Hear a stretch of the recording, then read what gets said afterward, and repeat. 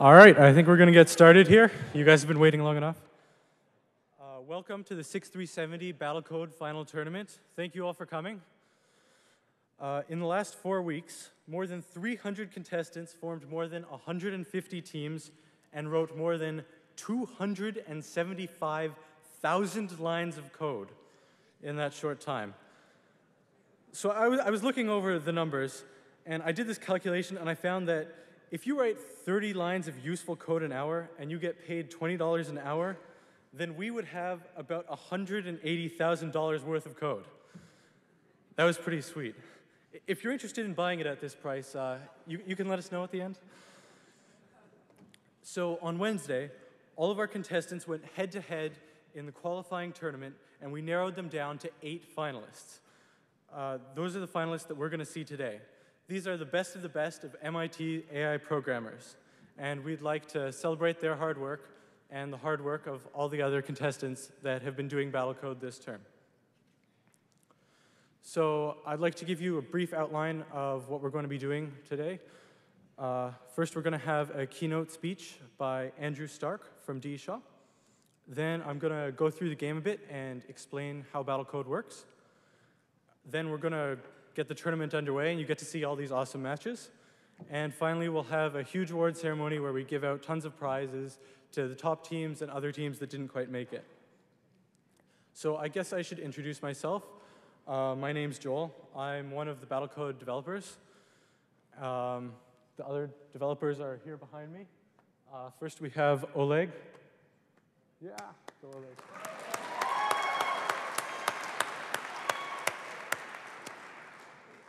And we have Umrik.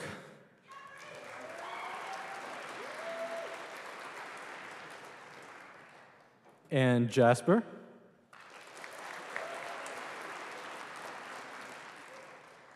And on the very end, we have Yang.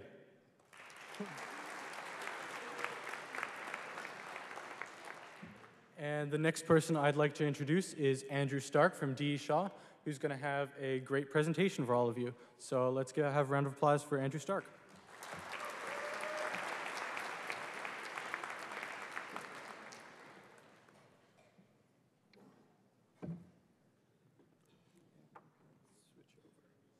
Had to use different PCs for different presentations here, but I know that Microsoft and Apple are sponsors, so I won't complain too much about it.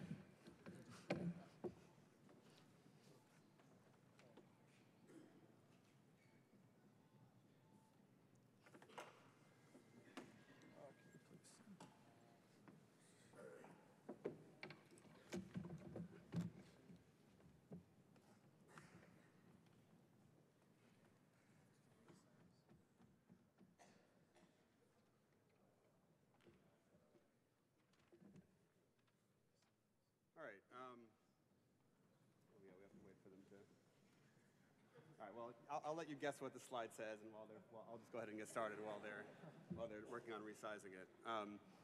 My name's Andrew Stark. I'm here from D. Shaw & Company. We are a global investment firm with a long history of deploying software and quantitative techniques to the financial markets as a way of improving the investment process. And what I'm going to do is I'm going to circle back to who the company is at the end. I personally graduated from MIT in '98, MEng in course 6 and also course 18.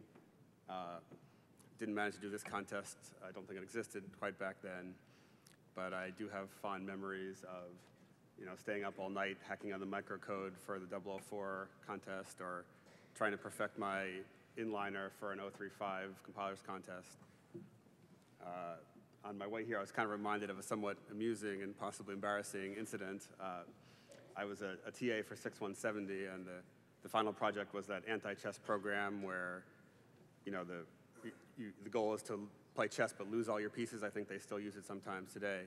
Anyway, it was the first semester we were teaching the class in Java, so I had to rewrite the assignment, just for the syntax differences. And while doing so, I changed the spec very slightly, just like the order of the time to the players that it got passed around was slightly different. It was a harmless change in that it was just the protocol, and as long as all your components were following the protocol, you'd be fine. Of course, I didn't realize at the time that we would be running the contest where everyone plays against each other with the referee program from a previous semester.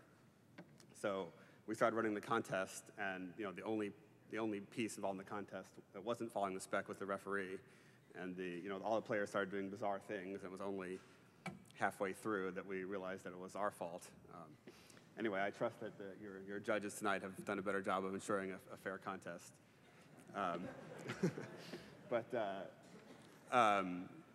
Taking a step back, I've been gone from MIT for a while, and I can say a couple of things about this kind of experience. Like the kind of thing that you get from an MIT education like this is just something that really can't be beaten. It's a very hands-on experience where you just dive in, get your hands dirty, and try to get something done.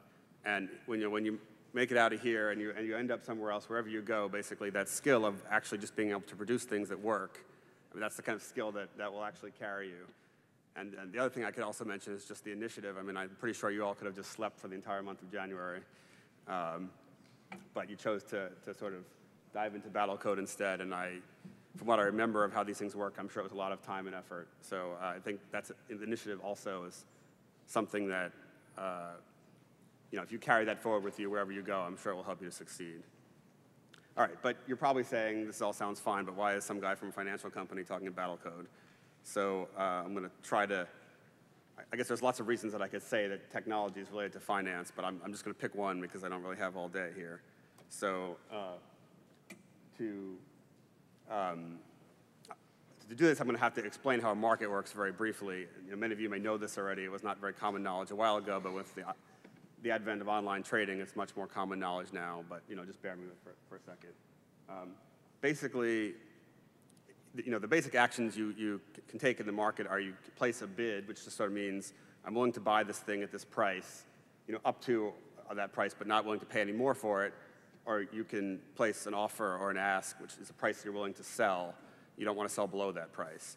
And the way the market works is when the bid and the ask meet, then a transaction happens. And a transaction is an instantaneous thing. When it happens, you kind of disappear from the market. But if the bids and offers are not at the same level, then they sort of sit there in the market until something happens. So at any point in time, you can discuss the state of the market. And what I've thrown up here is just a little graphical view of what the market, one way to visualize the market. You probably can't see all the details, although it's not really relevant. On the x-axis, you have basically a price, and on the y-axis, you have a size. So bigger bars mean more number of shares. And I've colored in green all the ask prices, and in red all the bid prices. And you can sort of see, obviously, they don't overlap, because if they overlapped, they would transact, and they would go away. If you look at sort of that middle part where the red meets the green, you probably can't see the exact price, but that's sort of what we call the inside market. That's probably around where the price of the stock is most likely to be net. So if you see this market, you come along and you can do something. You can place an extra, let's say, extra bid. For example, if I want to buy and I place a bid, if I place it sort of to the right side at a high price, I'll just meet one of the green bars and I'll transact right away. But if I place it to the left, I'll just sort of grow one of the red bars a little bit. And there's more details that you need to know, but that's sort of enough of an intro. So I'm now going to talk about how one might think about modeling this thing. In the spirit of today, I've nicknamed it Battletrade. So Battletrade is a game where there are many units. You don't really know how many of each there are or who is who, but for whatever reason or another, you have some idea of how they behave. So one kind of unit is what we would call a market maker. It just sort of sits there, and it doesn't really have a view on which way the stock's going to go, but it sits there and places bids and offers at the middle, tries to sort of pick up the difference between that as other people are trading back and forth. And then you've got somebody who I've nicknamed price-insensitive Bob. I won't get into who that might be in the real world. But it's somebody who's just not too concerned with price and occasionally places really big orders at high prices. And if you're the person sitting there with the ask price, when that person comes along, you know you're going to get a very good price. On the other hand, maybe there's a player called Sketchy Insider who has some inside information about the company, knows what's going to happen, and is trying to transact on that. Of course, that's illegal in the real world, but it doesn't necessarily mean that it doesn't happen. So you don't really want to be on the other side of their trades. So who are you? Well, you're a unit with some goal. An example goal would just be to buy a certain number of shares over the course of the day, and it's not hard to see that a good metric would be trying to pay the lowest average price. So I'm afraid the little graphics that I threw together are going to be nowhere near as cool as Battlecode, but I'll go on. And we can just sort of watch the evolution of the market as people come in and out. And you can't really tell sort of how you're doing here, but you can kind of see what's going on. So as things disappear, basically transactions are happening now, sort of like there's a lot of interest in the stock growing. And then that big bar, on the left, somebody saw all the people trying to sell, and he said, hey, if you want to sell, I'll be perfectly happy to buy at this really low price over here. And when this thing is done, you can basically compute a bunch of statistics on how the trades played out over the course of the day and maybe make some deductions about how you might have done better. So I guess that sort of leads me into my punchline, which is like, if this seems like another fun game that you might be interested in, you might consider coming to work for us. So D. Shaw Group is it's a global investment firm. Like I said, we're relatively large on the scale of this kind of firm by capital under management. We've been doing it a long time, so we know it pretty well. We were founded by a computer science professor, a former professor at Columbia. So it's been core to our culture from the very beginning to try to use programming and math to find better ways to invest. You can find out more. You can visit our website. You can apply for a job if you feel like it. And I'm told that we have thrown in a free trip to New York for the winners tonight. You come by our offices to see what it's like and then spend the rest of the day enjoying yourself. I'm sure it will be well-deserved. And that's about it. So good luck to the finalists, and thanks for your time.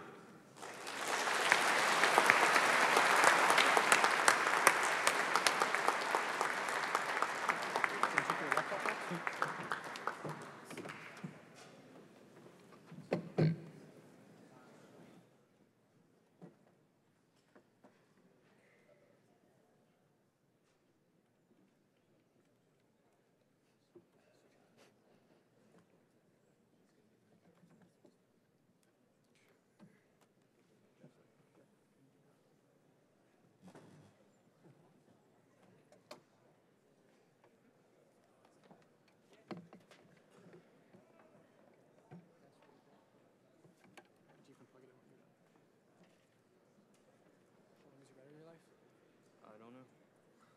Long enough, I think.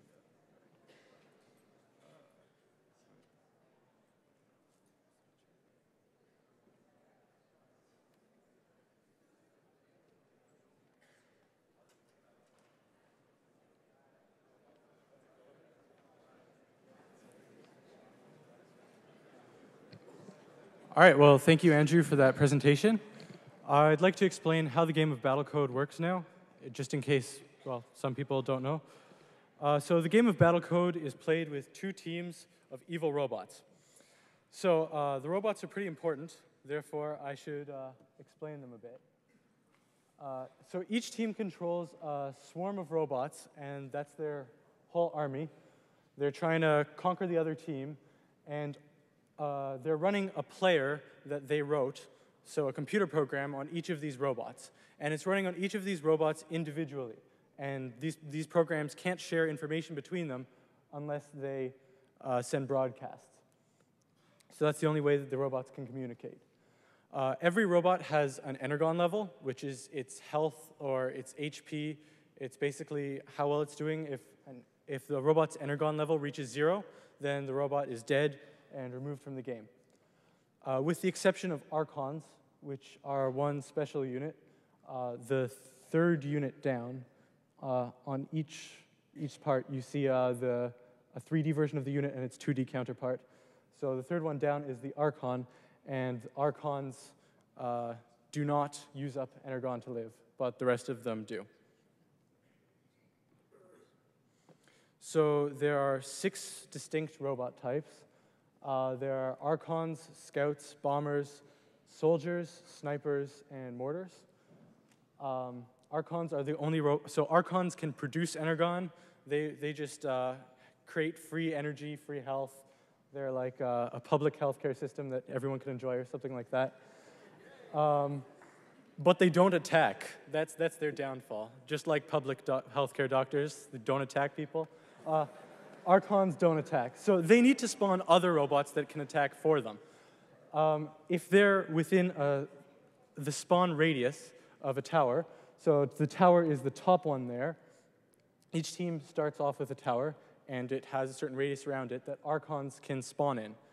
And if Archons are in that, they can create soldiers and scouts, and those units can upgrade into better units, or quote-unquote better units. Depends on the situation, of course. So you start off with towers, and you can capture towers. Towers fight on your side, and they get you points. As you can tell, points are a good thing. But every time a tower gets recaptured, it becomes weaker and easier to capture and worth less points. So sometimes if a tower gets captured and recaptured and captured and recaptured, it might just be better to take another tower. Finally, we have many units counter each other. For example, soldiers are very good against bombers. Bombers are very good against snipers, and snipers are very good against soldiers. Although the teams here are very good at using all of them. And so you get a sort of a rock, paper, scissors effect. So you want to try to adapt towards what your opponents are doing. So the objective of the game, each team starts with one tower surrounded by 8 Archons. The goal of the game is, number 1, kill the enemy team. That's always fun. As if you can kill all of the enemy units, not including their towers, then you win. That's it. After that, each game has a round limit. So if the game takes long enough and no one's killed the other team, whoever has more points wins. So whoever's captured a lot of towers or whoever's captured the better towers. Finally, if both teams have the same number of points, whoever has more Archons on that team will win. So this game is played on a discrete map. The map is a rectangular grid of squares. Some are ground traversable, and some are not ground traversable. So, for example, 2 of the units, the scouts and the bombers, can fly over terrain. The map is unknown at the start. Robots have to explore the map and navigate around obstacles. Also, map squares have different heights, creating terrain. So if you're on very high terrain and you're always moving on high terrain, your robots are going to move very slowly. But if you're on high terrain and you're attacking a robot that's on lower terrain, then you'll get an attack bonus, which is really good. So this is an example of a game. This is with our very sweet 3D client. So as you can see right there, the gray thing that's standing up at the top of that hill with a red ring around it is a tower. The red ring around it is its spawn radius. And the black boxes are walls. And the things that have red circles, for example, at the far left, you see two units with big red circles. Those are Archons. So you want to keep track of those. Now we realize we're very zoomed in, and you can't see all of the map here. So we'll also have a mini-map for you. If you ever want to know...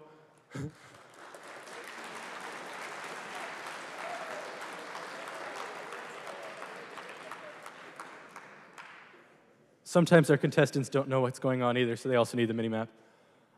If you want to know what's going on, just look at the big white circle. We call that the circle of awesome. It will show you exactly where the camera is pointing. And this shows you the full map that the teams are playing on. You can see that there's a ring of towers on this map with one tower in the center, and the blue team, so the red team split up, and the blue team has a lot of its forces concentrated. Okay, so now that I've talked about gameplay, I'd like to talk about the tournament. So teams compete in head-to-head matches. Each match is a best of 3 matches. So the tournament is double elimination style. So what that means is that all the teams start off in the winner's bracket. And if you lose while you're in the winner's bracket, you drop to the one-loss bracket. And if you lose while you're in the one-loss bracket, you're eliminated. And that's it. That's not good. But it's okay if that happens to you. We will get that until we get one team. We'll be left with one team in the winner's bracket and one team in the loser's bracket. Once we have those two teams will play in the finals. And whoever wins when those two teams go head-to-head will be our Battlecode champion for the year and will win eternal glory.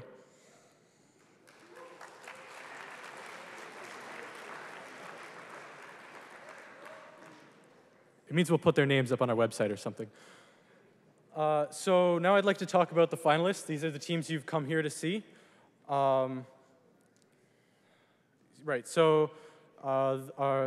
First, these are the seeds for how we are running the tournament. The first place team is Team Darwin. Second place team, Nerd Sniping. Third place, Memory of James Albrecht. And fourth place, Set Bang. These are all the teams that did not drop to the losers bracket while they were playing in the qualifying tournament, which is kind of impressive. They didn't lose, which is, well, I lost when I was playing last year, but. And at the bottom half of our seeds, we have Codes Compiling, Bad Dudes, Hey Guys, and Battlecode. So we'd like to get started and run these matches. So I'd like to, teams are going to explain their strategies when they come up here, when we start with their, So the first teams that I'd like to come up and explain their strategies, and then they will narrate their matches, is Team 25, Team Darwin, versus Team 35, Battlecode. Can you guys come up?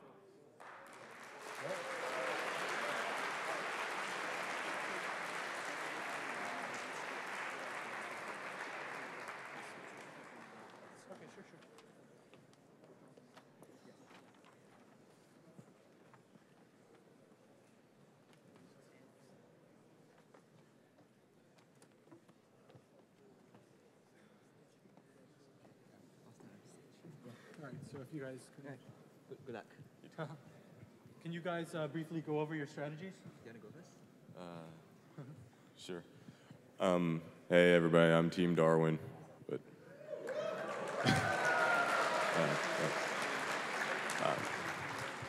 so early on, I decided my name was going to be this because I was going to have a strategy that adapted to everything. But I figured out that I couldn't write any good strategies for any unit other than bombers. So my new strategy is just to always throw scissors.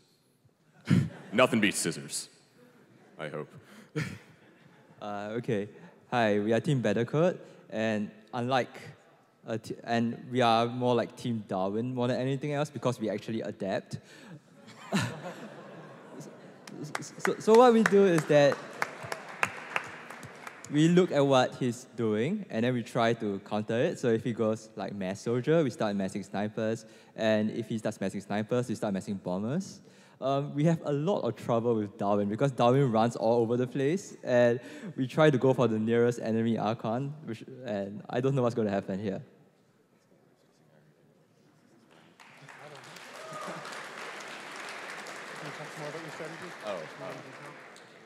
He says I need to talk more about my strategy. We're stalling for time. Okay. So I guess the only reason I got this far using such an inflexible strategy was because I use a lot of heuristics in order to determine optimal targets for attacking and supporting. So like which ally I should be healing at the time and which enemy I should be running after exactly. I mean, if that Archon's really far away, it's not going to go too well to go after him. But if he's up close, then he's a better target than anything out there because they can't bring their Archons back once they're dead. But everything else can be replaced quite easily, so, yeah. Okay, so what we kind of do at the start is that we try to capture towers as fast as possible while moving towards the enemy. And then we try to pin him in his base. So the idea is that we capture towers really, really fast early, and then we pin him, and then even if we don't kill him, when the match has ended, we have more towers. That doesn't work very well against him because we can't actually go to him because he's running everywhere. We try to keep 2 of our Archons back to spawn units because sometimes when the Archons go out, they can't spawn if they're not in the range of the base tower. So we have like some Archons spawning and some Archons supporting.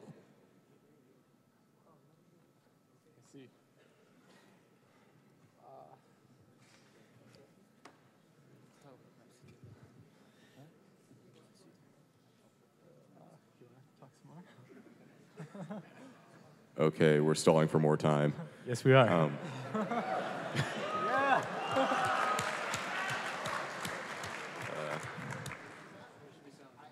So, how about them Red Sox? I'm just kidding. I don't do anything about sports. Okay. So, Are we good? Okay, that's what we know. Yeah. Okay, cool, cool. It seems we're ready, so let's hear it for these teams.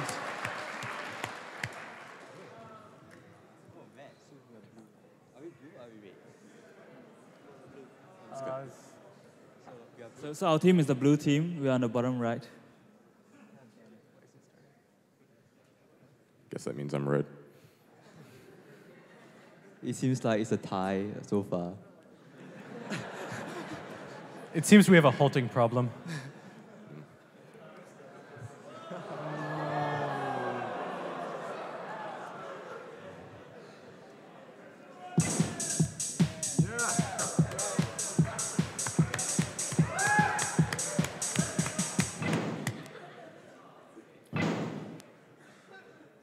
Again, off we go.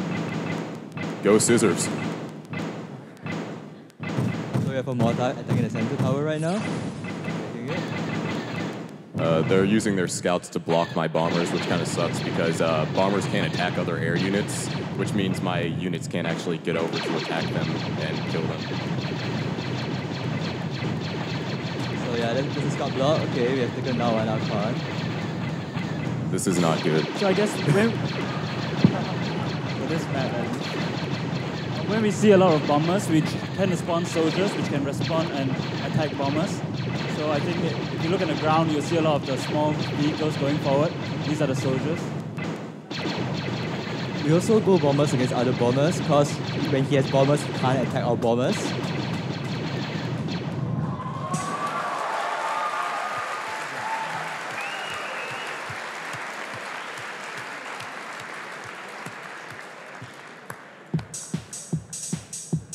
Let's see what you guys can do in round two. Hopefully this map will be a little bit larger. Oh, this map looks a bit worse for us. I do a lot better on large maps with lots of obstacles because air units don't have to bother navigating around any of it. So our force sticks together. So one thing we try to do is, if we keep our force together, they tend to overpower smaller groups. And that's the hope here. We want to put them together so they can overpower any small group if the enemy divides up. But the problem here is if the enemy does come up and surround us, then we get a little bit confused. So we'll see if that happens here later.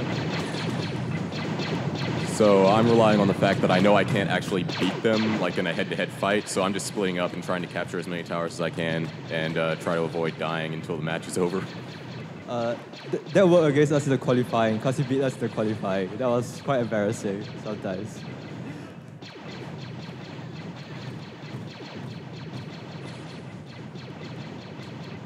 One of the things that's interesting to note is that Battlecode spawns a lot of tanks, mortars, and mortars have a very, very high attack against towers specifically, so they're very good at taking out towers.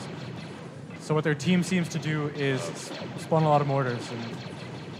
No, I was just saying yeah, they're just chasing my two guys up there around.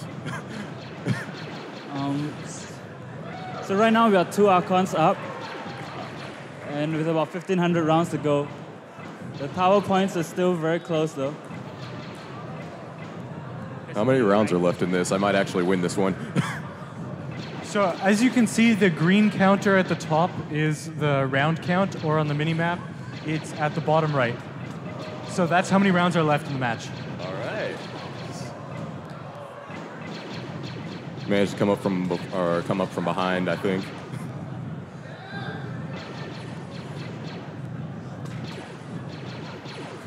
It doesn't really matter though because the guys they have left are still keeping my 2 guys from spawning. Yeah, I think we lose this one.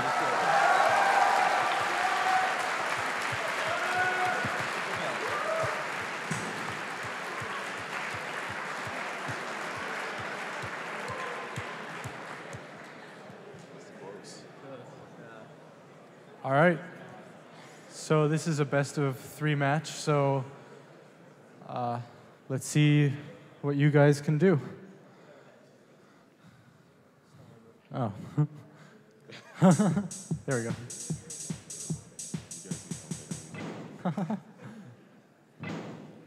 Well, this is I think this might work out well for me.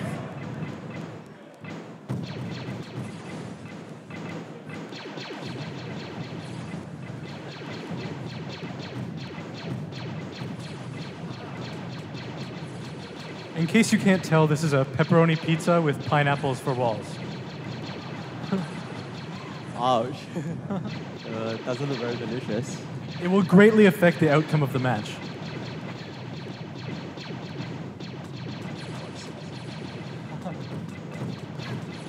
Fortunately, big sausage pizza is not here.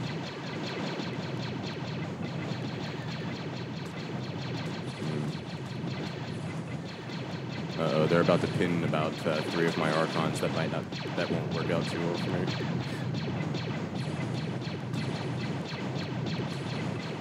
So as you can see, red's splitting up their forces, where blue's remaining more concentrated. It'll be interesting to see how this works out.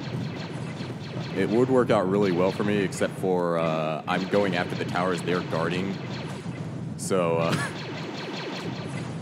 normally if I can beat them, that wouldn't be such a problem, which worked out pretty well easily in the qualifiers, but not so much here.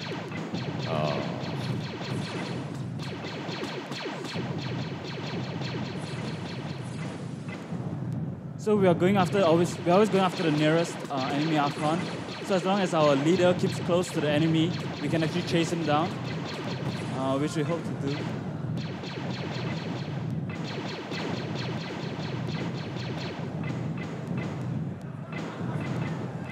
At this point, I'm not really sure what we're doing. I think we are trying to regroup our forces in the corner. Yeah, this map's kind of rough for me.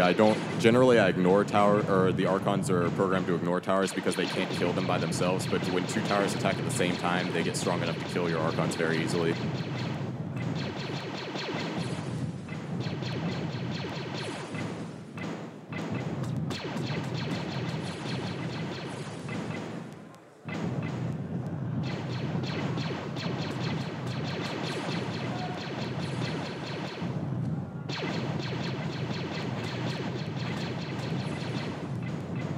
Chase them down.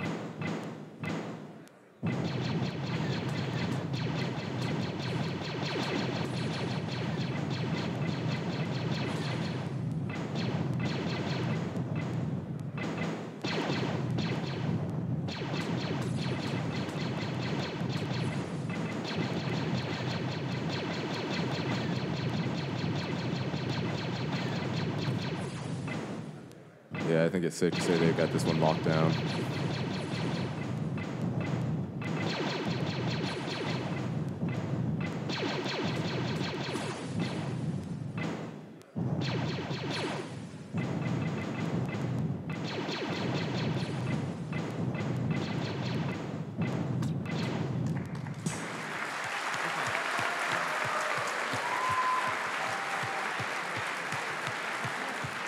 Just put them on the table.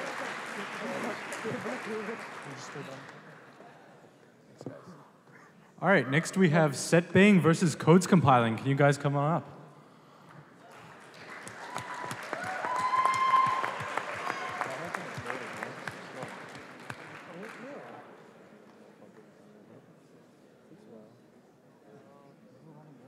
Pick up a microphone.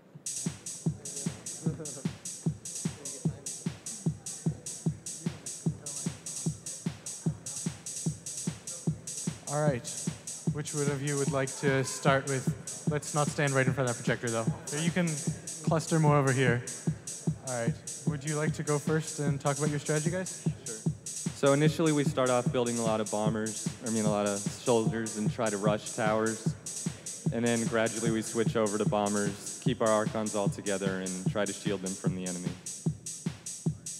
All right, so our basic strategy is to maximize the amount of damage that we can do per square by putting bombers together with soldiers paired up. And then we actually go towards the enemy Archon rather than the towers initially, which is, from what I gather, different for most teams. Our goal is to basically take out their Archons while taking towers along the way.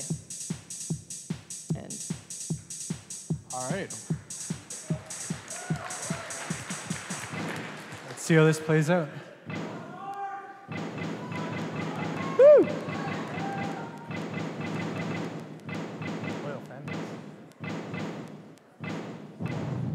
Hopefully we can get that middle tower first. Here we go. It's huge.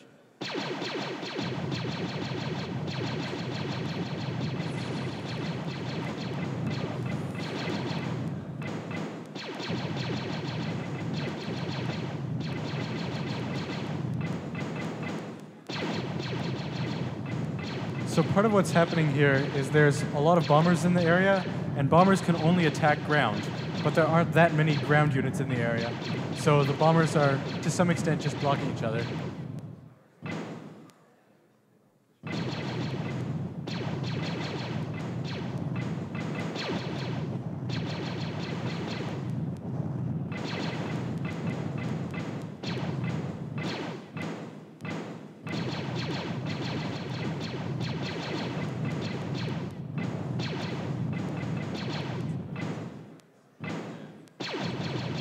So it looked like Team Set Bang there just sent a fleet of suicide bombers.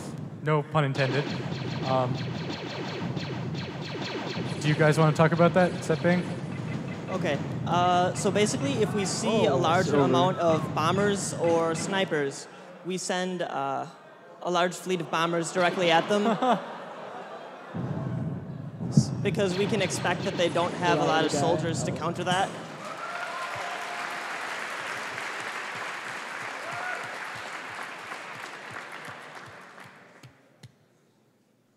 All right, well, that was pretty interesting. Got a bit caught there in the corner, but see if you guys can make it in the next match.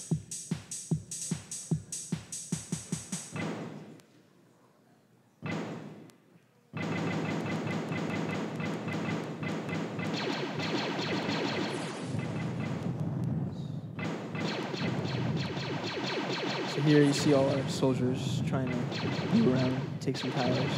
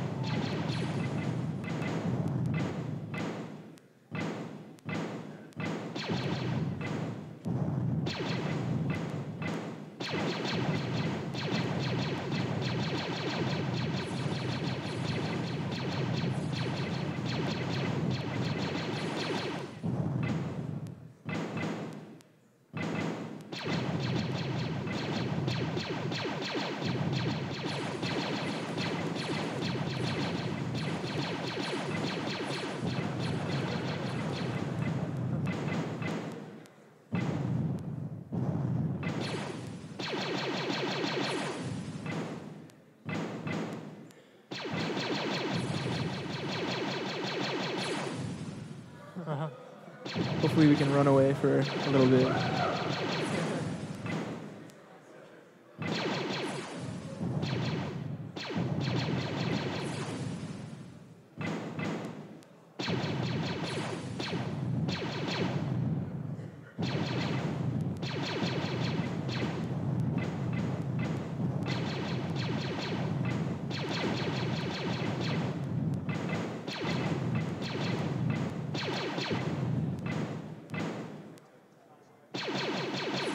So we took the last tower, meaning they can't spawn anymore. So, actually, never mind. Looks like they can't spawn.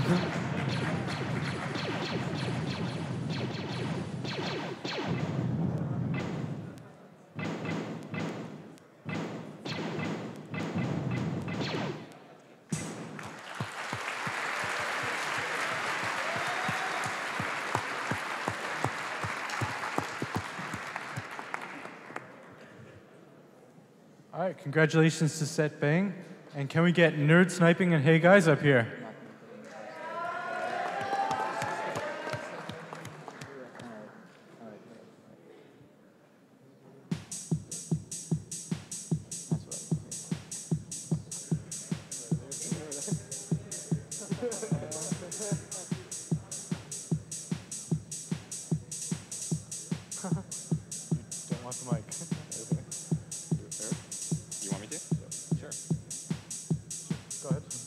All right. So our code, originally we focused, in the beginning before they changed some of the specs, the bombers were overpowered. So just to get our code working, we wrote code where each Archon would have a bomber associated with it. So we would have a parent and a child. And then we actually kept this interface up later on because it ended up working very well. We don't ever suicide units, and our units have very good, like they function in 8 teams, one focusing on each Archon. My team focuses on using ground force of soldiers and snipers. We go for towers primarily until we see the enemy, and we try to keep a lot of energy pushing forward towards the enemy Archon so that our frontline unit stays alive. Good luck.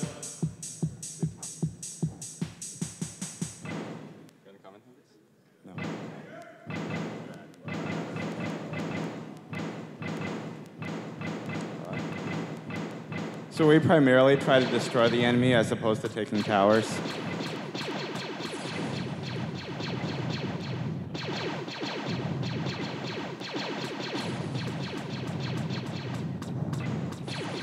We also spawn soldiers, but we lose them really quickly because the soldiers are willing to get in enemy fire.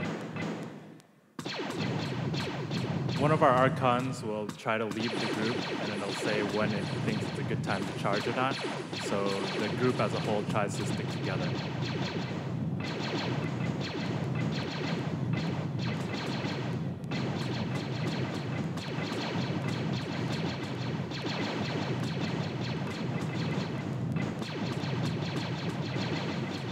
Our Archons are not willing to get in enemy fire, so those snipers are kind of holding us back because snipers have a large attack range. We'll also try to stay near towers a little bit.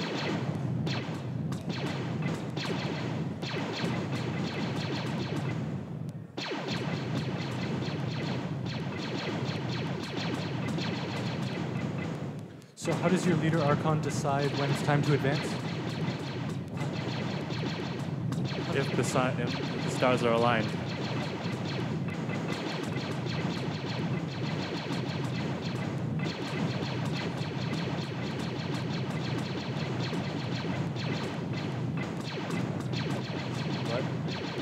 I predict that we'll lose by 3 points.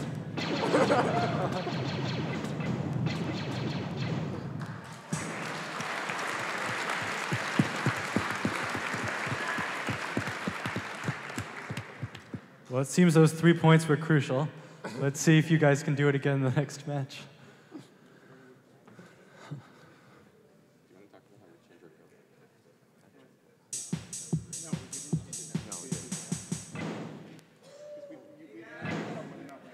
Hey guys.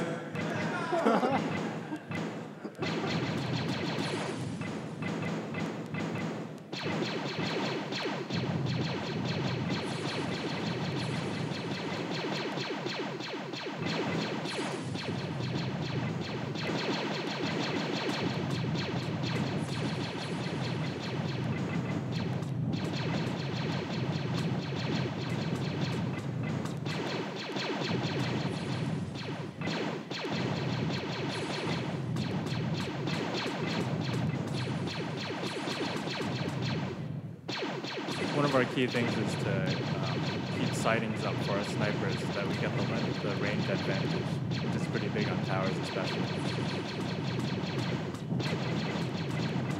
One of the interesting things the blue player does is it moves its bombers backwards sometimes so that it can still attack forwards while it's moving backwards.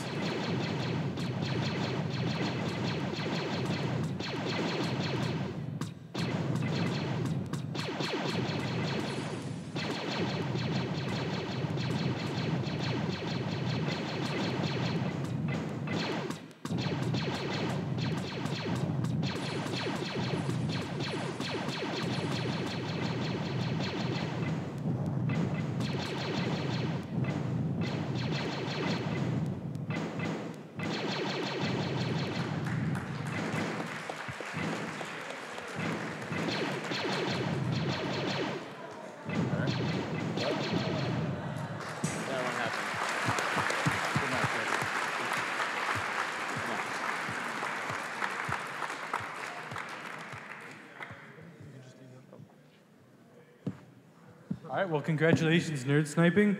And now we'd like to see In Memory of James Albrecht versus Bad Dudes.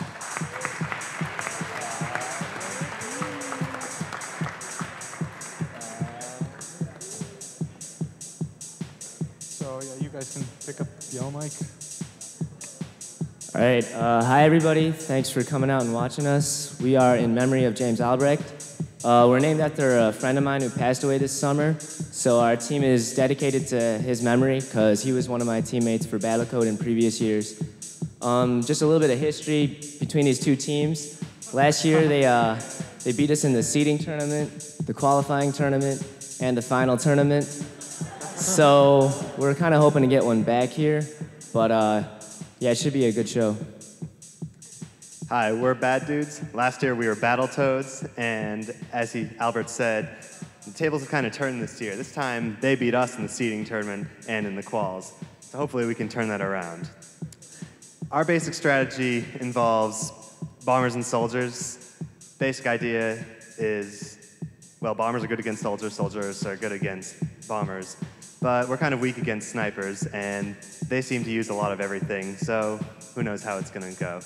Our Archons are pretty shy. They run away from any enemies they see. And when they get home, they try and build a big army and then go and get towers and kill the enemy. All right, sounds good. Let's see how this plays out.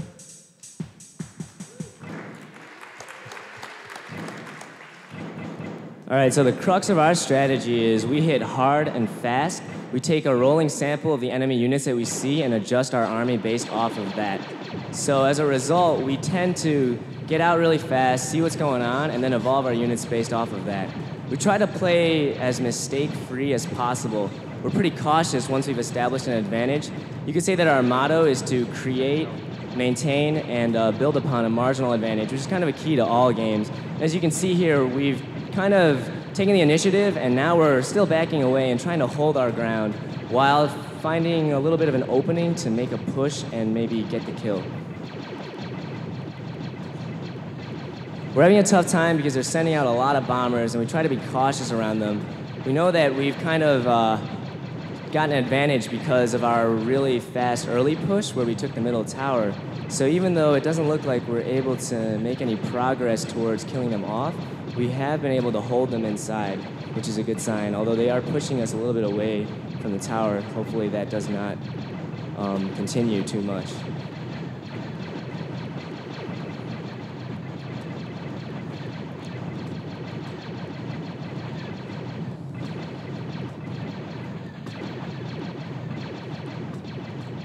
Our Archons are having a tough time getting out of the corner because they want to build up a large army before going out and attacking. One of the keys to our strategy is that once we've seen the enemy, we really do whatever we can to keep our Archon Energon pretty high. We really try to make sure we don't give up any cheap Archon kills because they're pretty much the only factory in this game. And as a result, keeping them alive is a real key.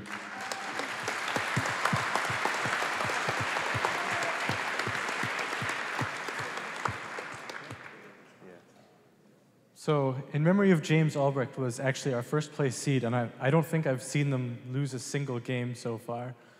But let's see if Bad Dudes can turn it around this game.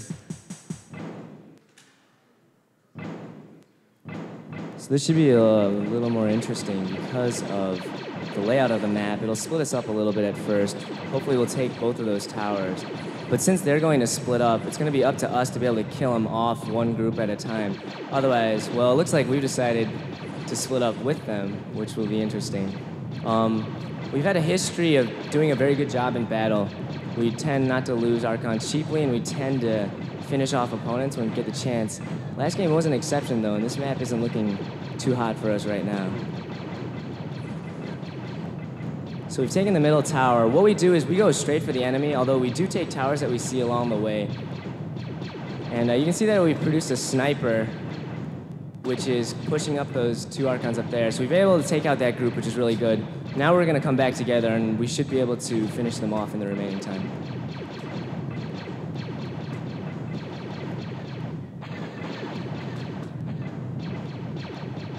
one of the things that shaped our philosophy this year was actually their strategy last year. We saw how they were aggressive and really effective in their execution, and we felt that executing the small details well was really important for building a player that was successful, even more important than a strategy.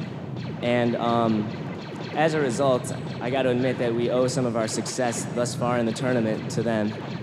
And unfortunately for them, it's coming at their expense right now. The river is making it hard for us to really make a push. Again, we kind of know that we have an advantage here, and we're reluctant to get too close to those bombers and make a mistake that would give up that advantage. Fortunately for us, we do have more towers. That's not a guarantee in these situations. But again, we kind of hope that by being fast in the beginning and by taking advantage of the fact that maps tend to be fairly symmetrical, we will be able to take towers along the way to the enemy. And now it looks like our push has finally made its way around.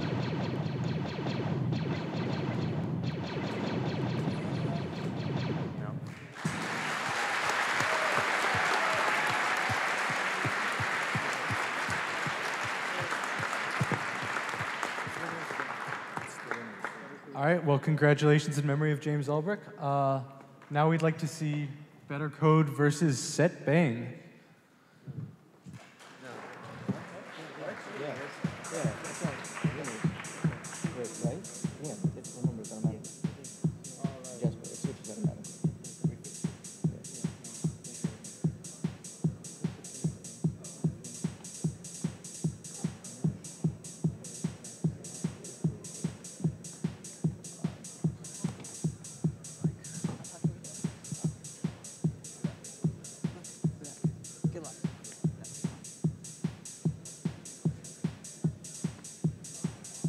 Good luck to both teams.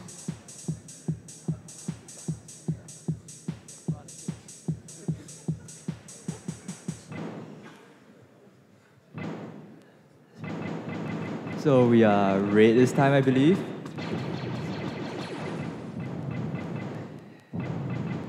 So, okay. We seem to be a bit faster on the towers than they are. Okay, we have taken this middle tower before them.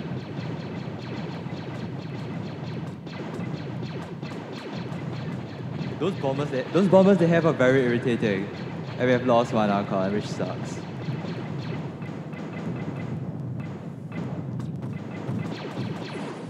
Okay, but at least you have taken more towers now.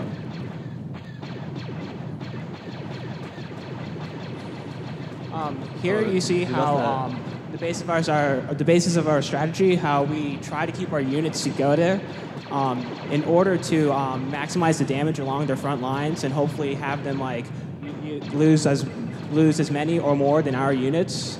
And in case that we see like them using like bombers or something, we will charge our bombers in case their Archons make a mistake.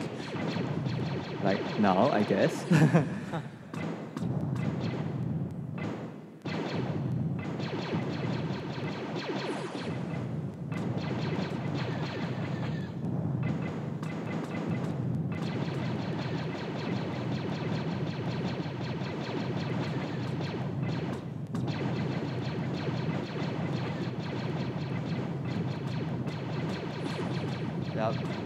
I think that's it.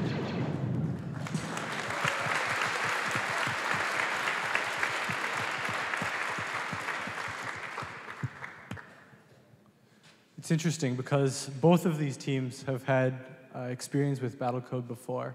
For example, one of the players on Set Bang actually participated as a high school student last year in our tournament.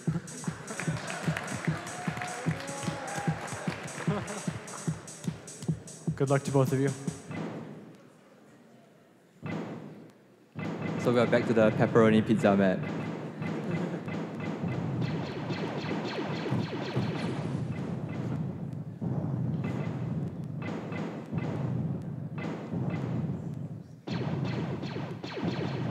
Yeah, it's quite irritating when there are two towers firing at you at the same time.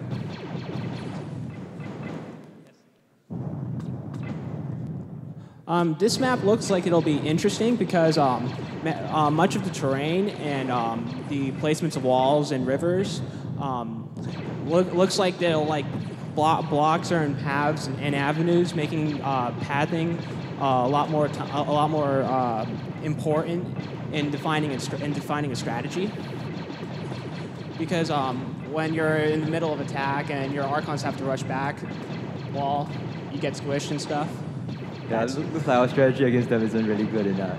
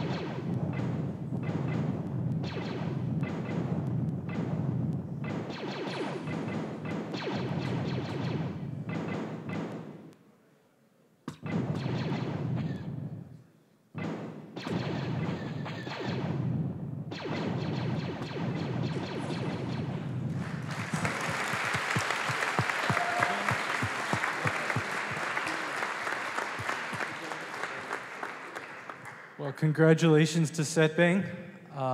Next, we'd like to see Nerd Sniping versus In Memory of James Albert.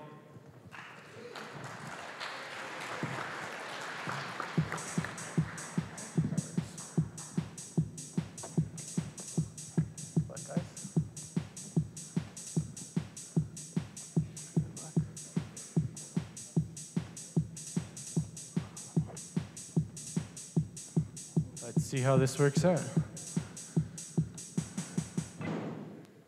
So I believe that Nerd Sniping said he uses a ground soldier sniper mix. Should be interesting to see how we deal with that.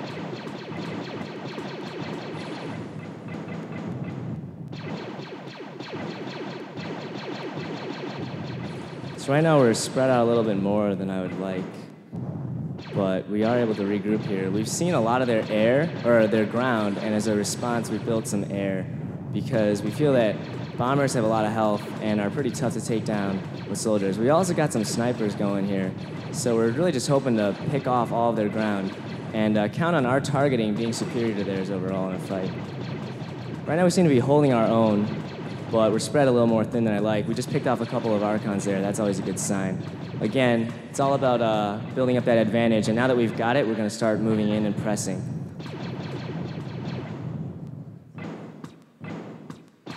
I think it's usually tough to beat us when you only build ground because we tend to respond by teching out to the bombers and the snipers, both of which are really effective against ground. And as a result, usually we are pretty successful in those situations.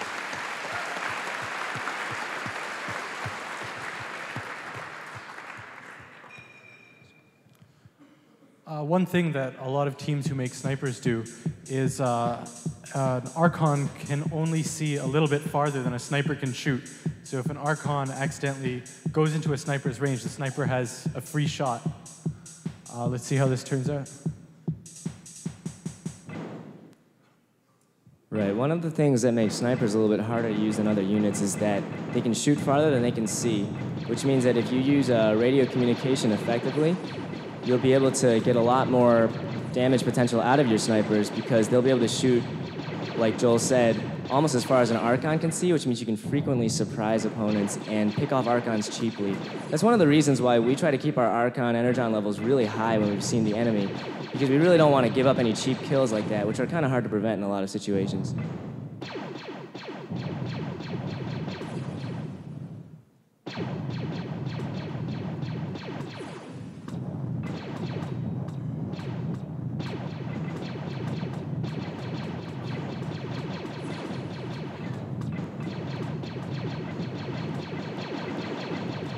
Seem to have been spread out a little bit thinner than I would have liked there again.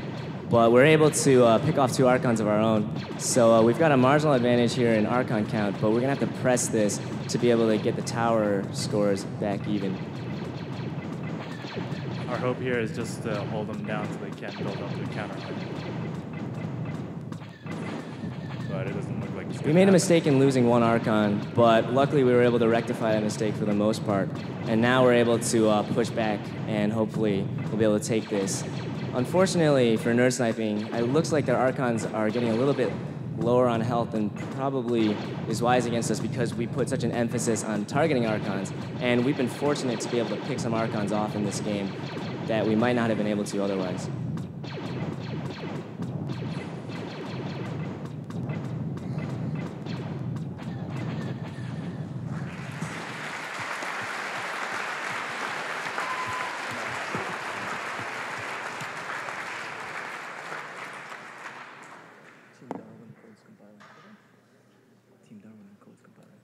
So now we're dropping down to the one-loss bracket, and we'd like to see Team Darwin versus Codes Compiling.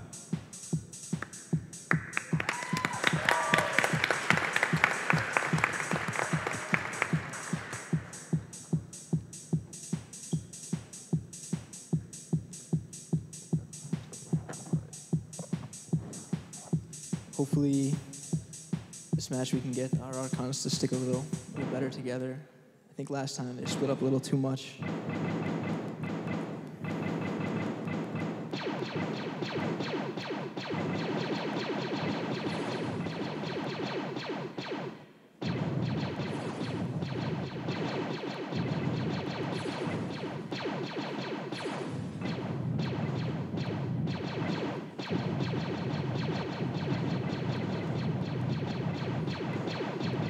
All right, so it looks like my main force is able to keep him distracted for. Oh crap! Never mind. Hopefully, my support forces will be able to grab the rest of the towers while they're busy with them, though. Yeah, the splitting up is a huge advantage sometimes, especially since we like to stay kind of clumped together, and we focus more on what we can currently see, which is the enemy tower and the 3 or 4 Archons that are down there.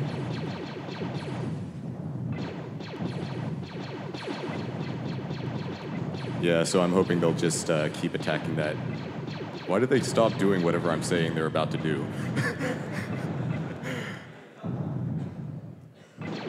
Either way, it looks like I'm kind of closing in on them, so I think I've got this match.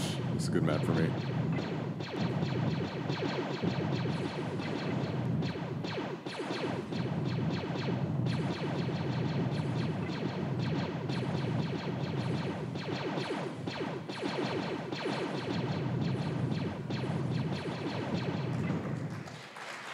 The problem is we're just going to have to sit here and wait for about 2,000 rounds unless he continues to stay near that tower. Because after I get them all, I don't bother going after them.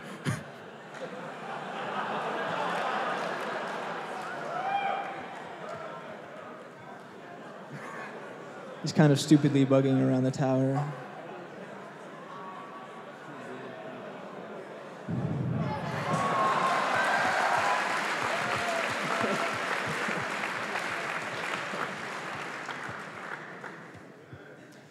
So it's interesting. Team Darwin had a very surrounding strategy where they tried to come at their opponent from all sides. It might be harder on this next map that we're going to see because it's a much larger map.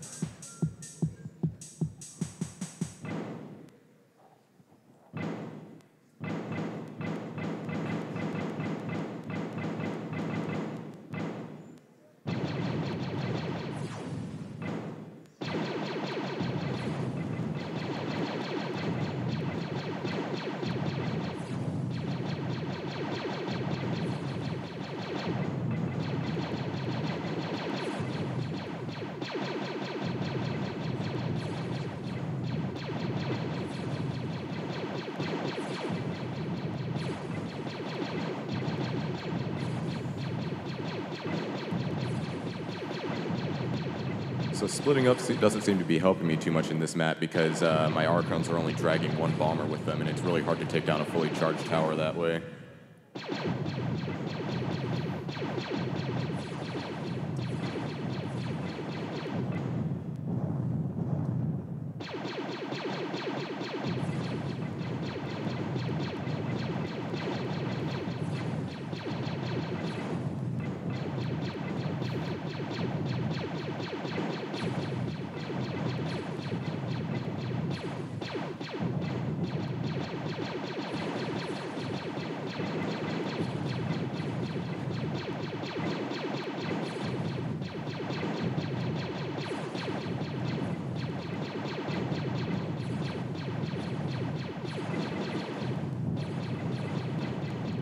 Okay, it looks like I managed to surround him again somehow.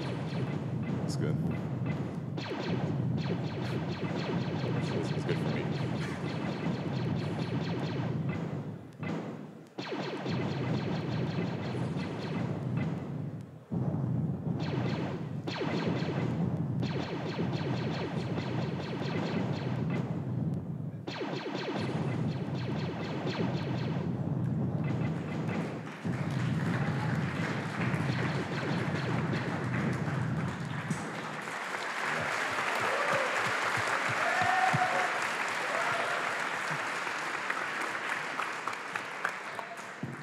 All right, well, congratulations, Team Darwin, who gets to move on to the next round. Now we'd like to see Hey Guys and Bad Dudes.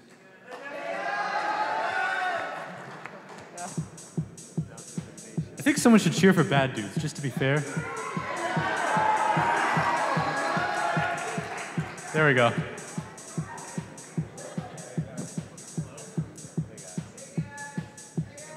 Hey guys.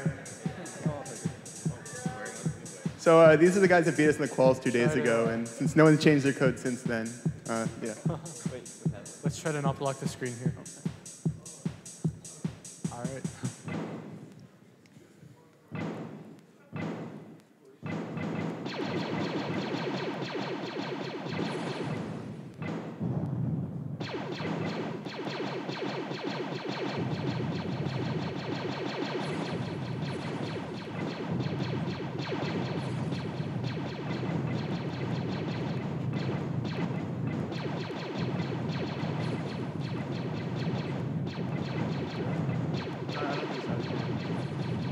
So it seems Bad Dudes was a bit reluctant to split up early, and so that slowed them down.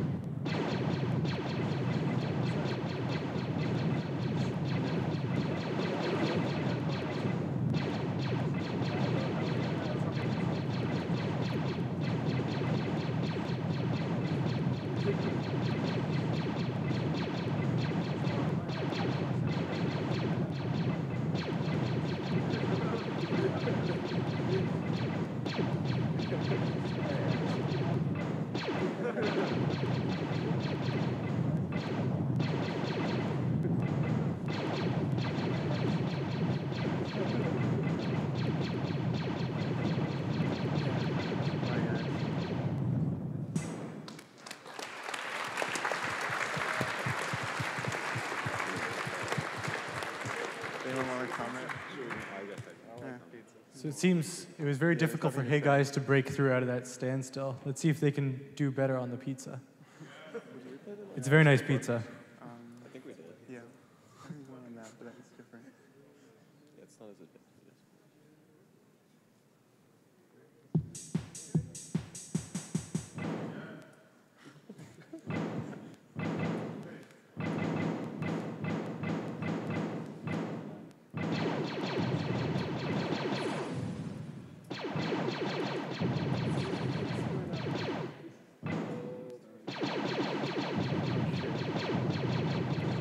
We're getting attacked by multiple towers. One Just hit that, kill that, kill that, kill that, kill that.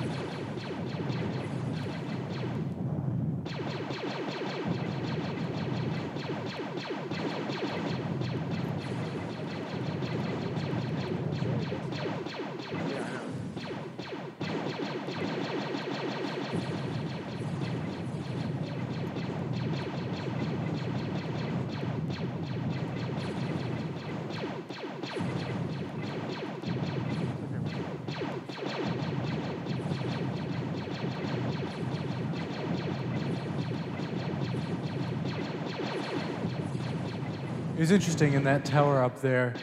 The blue team did most of the damage to kill the tower, but the red team finished it off and got the tower. Sneaky, sneaky.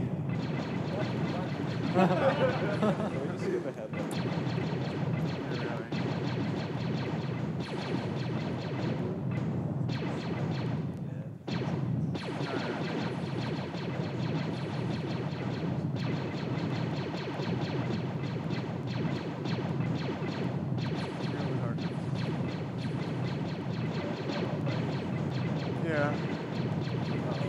They lost one too, though. I'm gonna run out soon.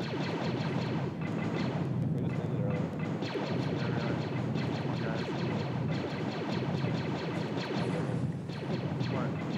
Oh, fuck.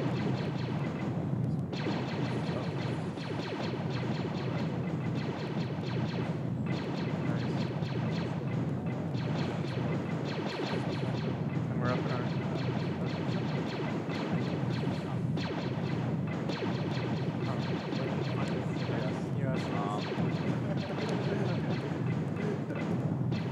All right, so we're predominantly ignoring a lot of the towers around because we're focusing on the Archons, even though if we would have done that, we'd be in a much better position.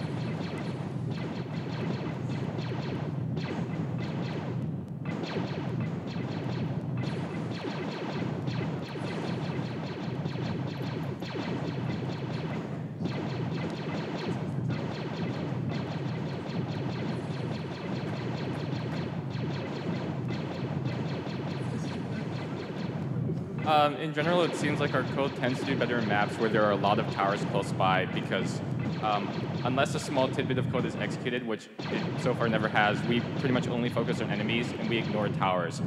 And if they go on a tower taking spree, that's okay as long as we can take out their Archons.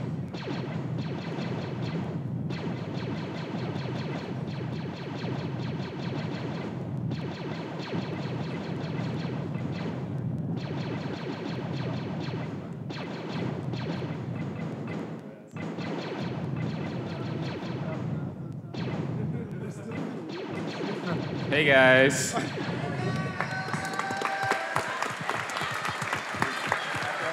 Now we get to see the third map. It'll be very nice, trust me.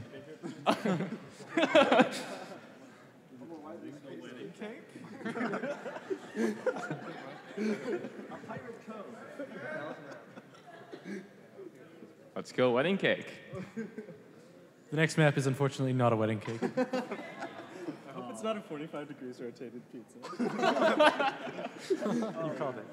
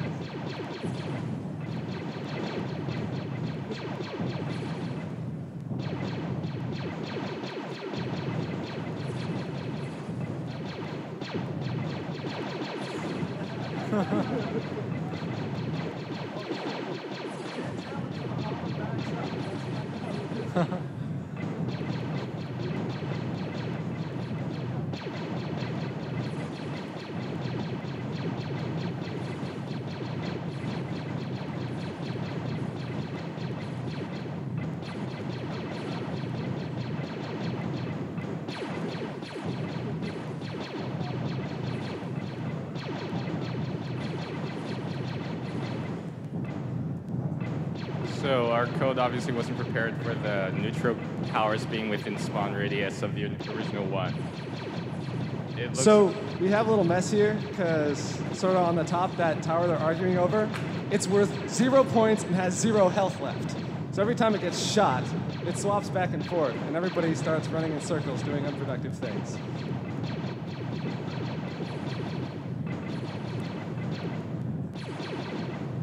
But they still really want that tower. Well, so it's really bad to ignore that tower when your most useful heuristic for what to do next is direction of nearest unknown tower.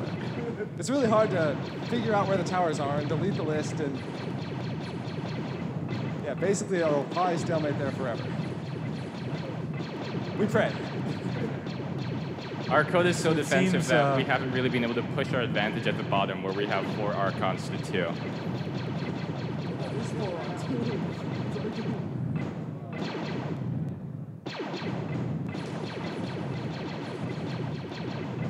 So red seems to be punching quite a hole in blue land here. We're hoping time runs out and we can keep them from taking all our towers.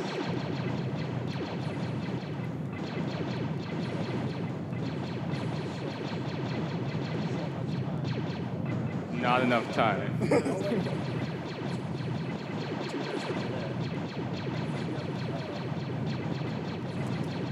Can red take those towers in time? Only time will tell. They need 2 more towers.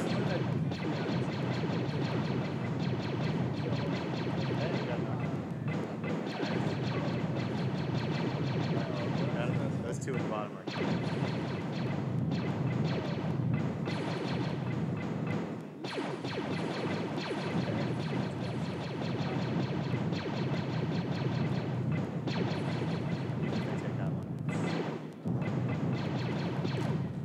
All right, good game.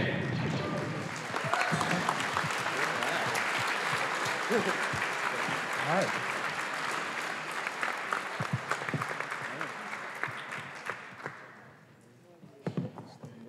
Well, congratulations to Bad Dudes. And next we'd like to see Nerd Sniping versus Team Darwin.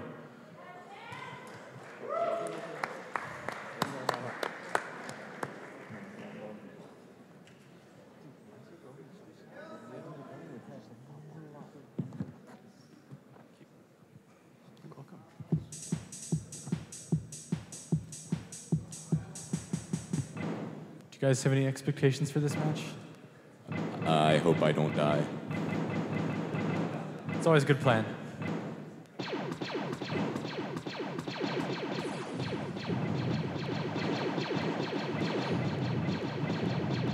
Took me a second to figure out which team I was.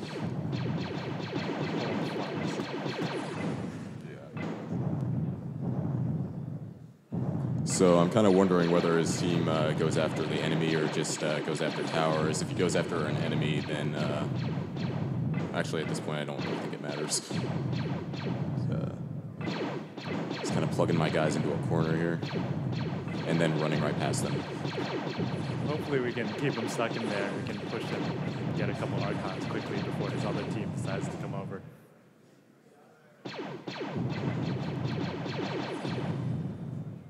Run away.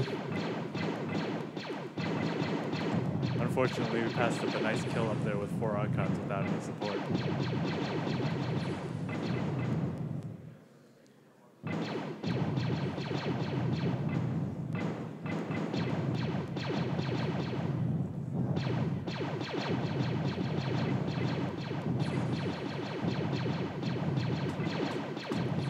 I really love this map.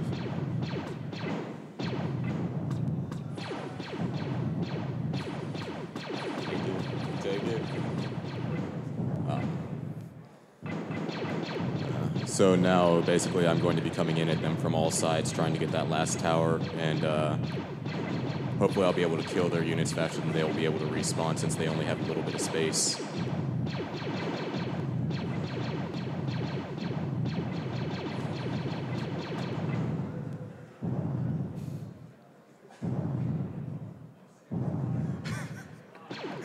I can't really finish going after them because their scouts are just blocking me.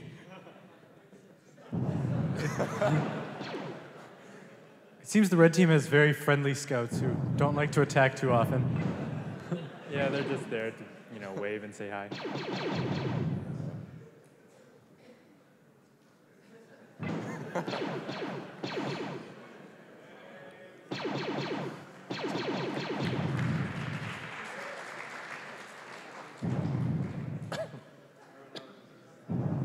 Huh.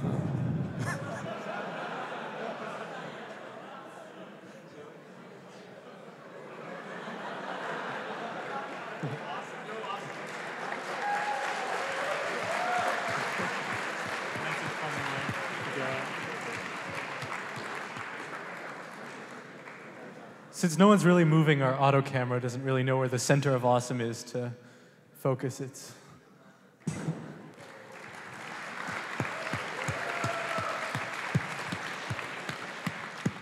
Hopefully next match you won't have the one tower in the middle of the map where he'll converge to on me.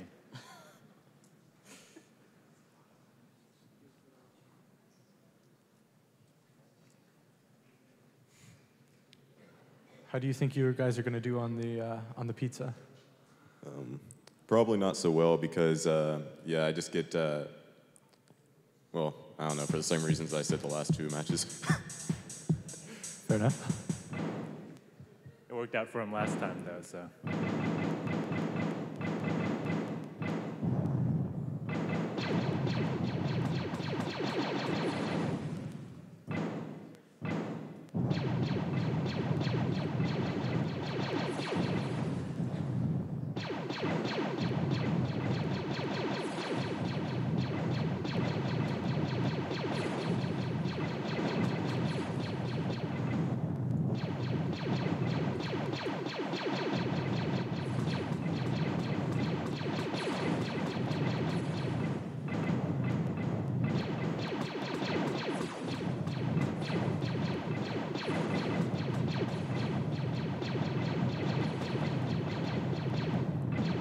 Yeah, they definitely have the advantage here because they managed to get over before I got a chance to spread out.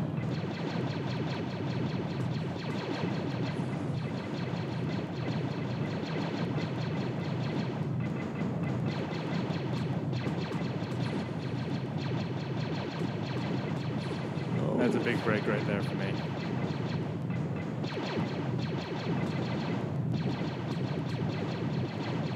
He's sort of stuck there in between all my soldiers now, so hopefully that'll seal the match.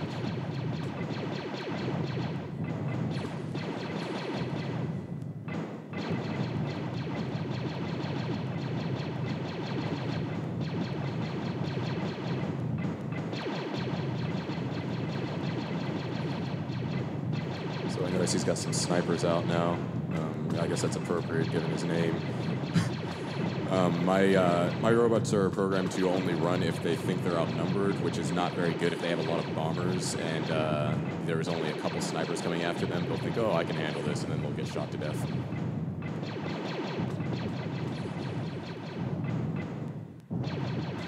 I've sort of lost sight of them now, so I'll just run around and getting towers.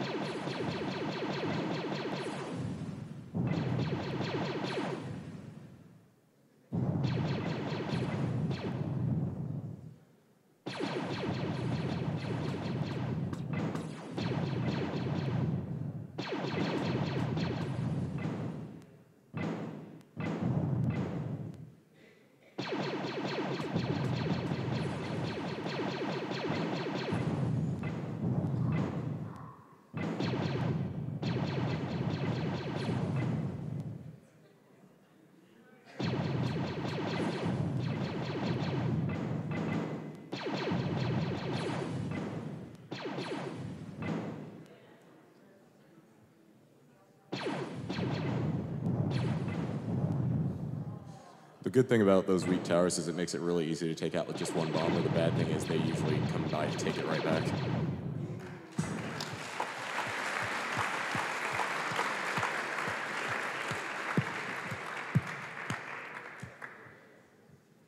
Congratulations, Nerd Sniping. We will have to see how this plays out on the third map. Thank you. This map is nice and narrow, so hopefully he can't surround me too well. Yeah, the funny thing is they aren't actually programmed to do that. It's just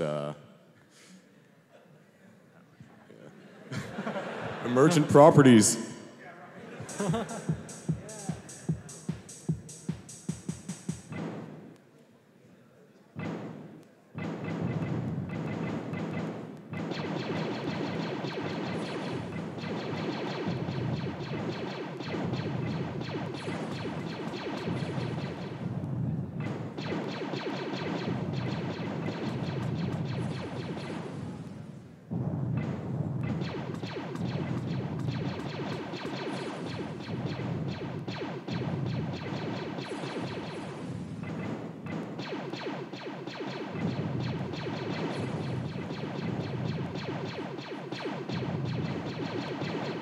So the good thing is I managed to get up to the barrier first, which means I might be able to hold him back for a while. Unless I walk away from the barrier like I just did. It worked out because both teams walked away from the barrier, so no harm done.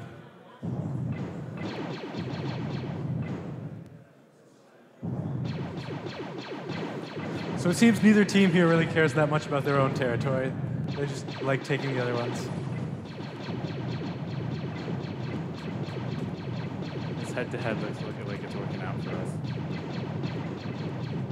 Yeah, his team is really fast. I didn't even see my Archon getting killed.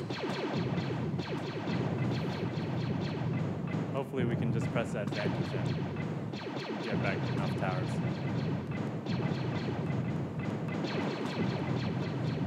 All right. Wasn't expecting that to happen, but sweet. Even to back up. Ah, there goes another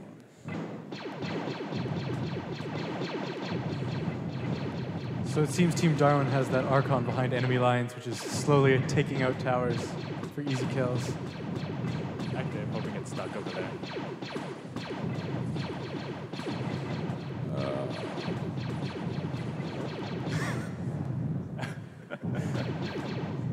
It's coming to a little down to the wire.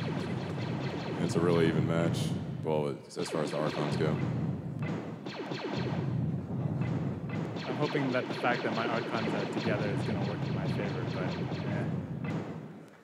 It's okay. I won't sit around for the rest of this match because there are still towers to take.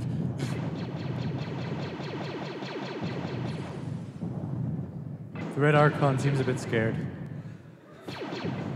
The only bad thing is that since I see enemies nearby, I'm not actually going to run my Archons in there to support him, or to support my bombers.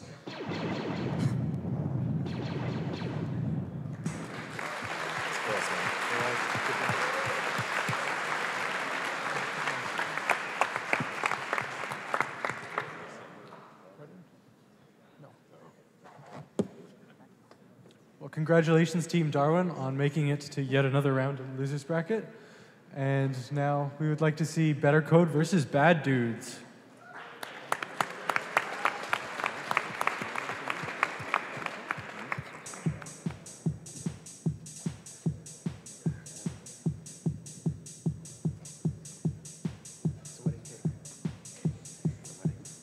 Keep going. We're told it's a wedding cake. I have no idea how this will go. We are red, I think.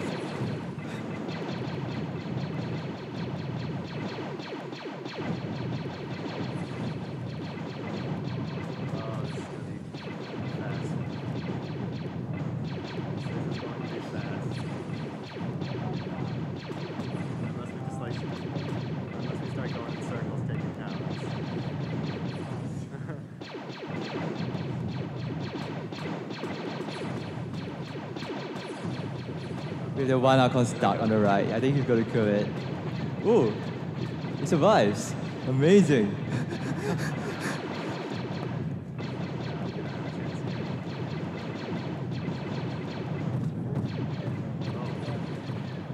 That's what mortars are used for.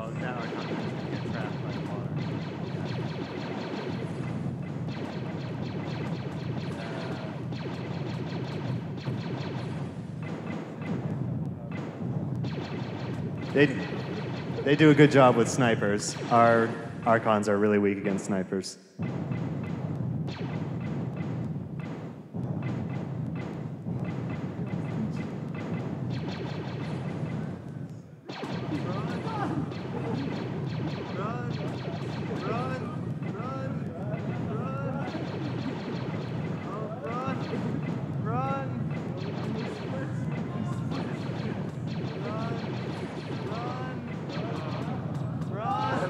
Run!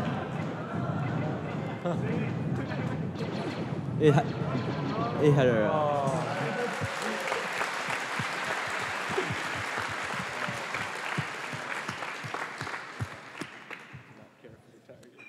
Congratulations, Battlecode. Is this pepperoni pizza again? It's delicious.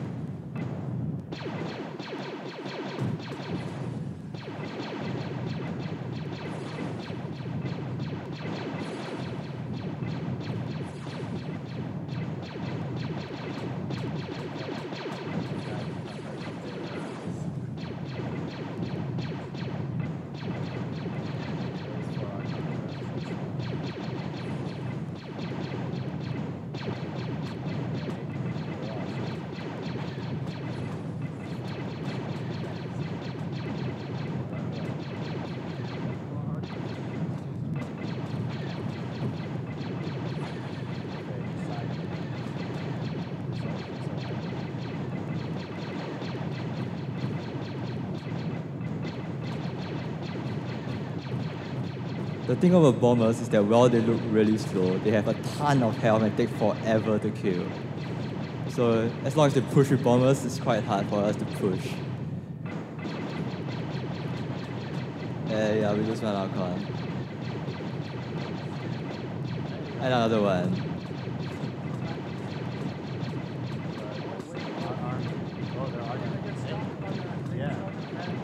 We got stuck on that terrain, which totally sucks.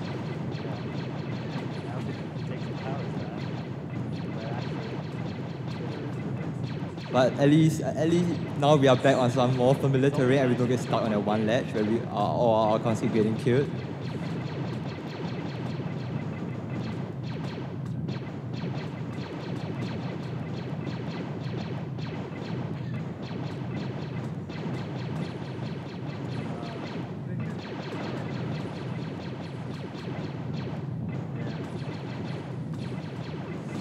That one particular tower just keeps changing hands.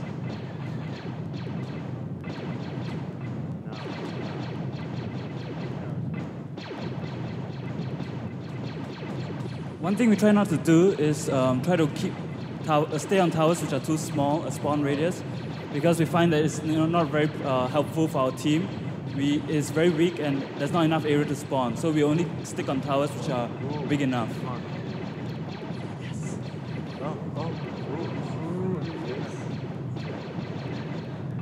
Our soldiers like to put themselves between our Archons and their Archons, so that's why we have trouble taking towers that are behind us. One more tower, come on. More towers, come on.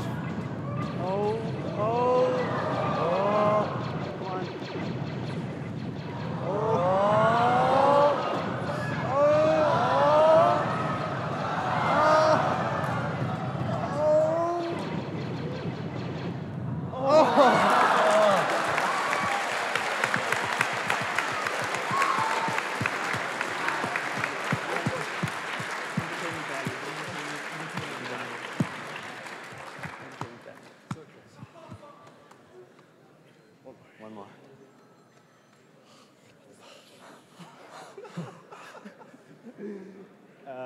Let's see how. So that was really, really, really, really close. You know how much we didn't deserve that win, right? No. They got the tower. Other Archons step in front of it. Bombers, they can't run.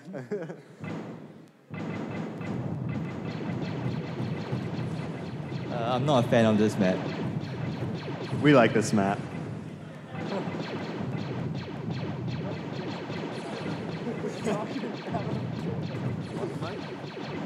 Yes, thank you. This map has too many towers like together, which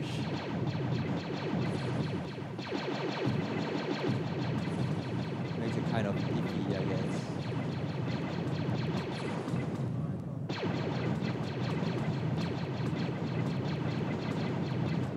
Yeah, that one tower across the water is really hurting us.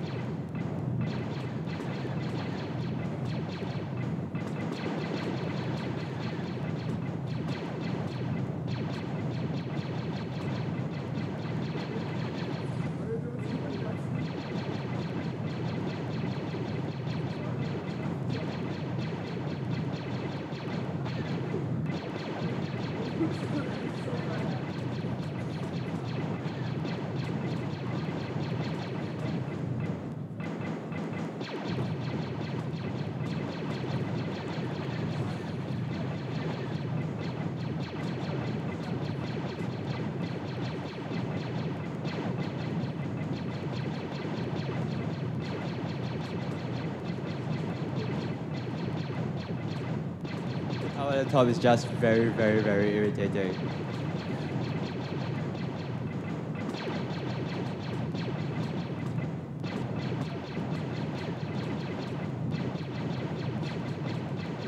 So Battlecode's getting a lot of trouble from that tower at the top.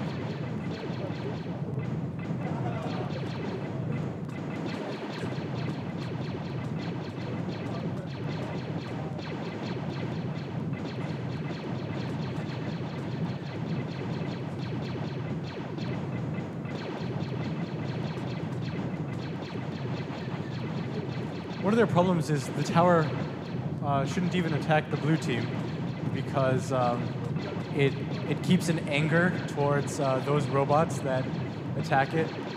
And so even if the blue team's there, if the red team's attacked it more, we'll still go after the red team.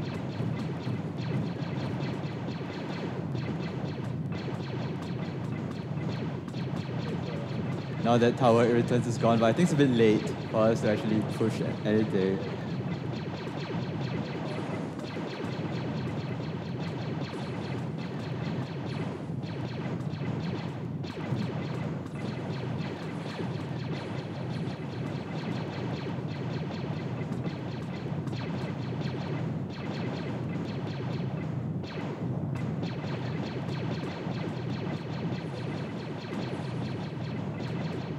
This might be close, but I don't think we make it.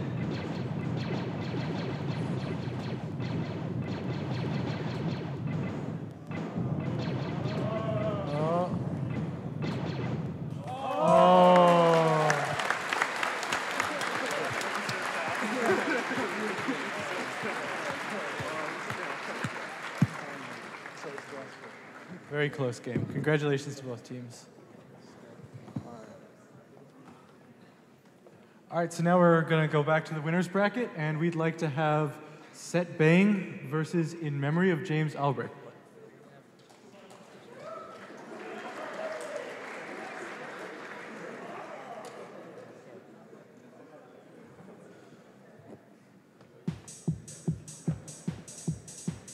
So a bit of history. We played 69 games on the scrimmage server, or 69 matches. We won 68 and we lost 1. The loss was to these guys. So let's see what happens.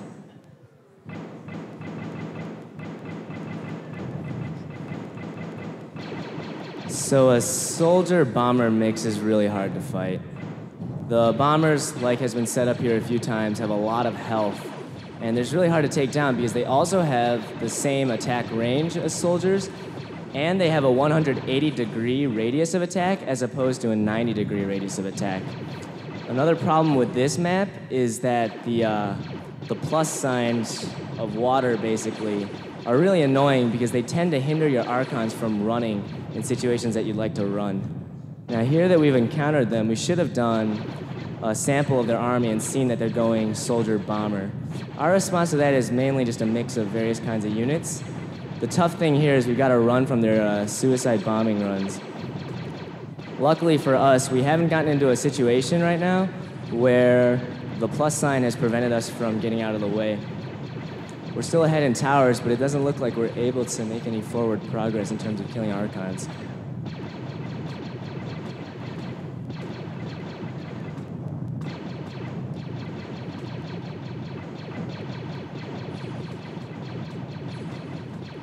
We seem to be pretty lucky. What happens is when an Archon doesn't see any enemy units and it sees a tower, as well as at least 3 other combat units nearby, it sends out a message and we go for that tower. It's pretty much the only thing we do for taking towers.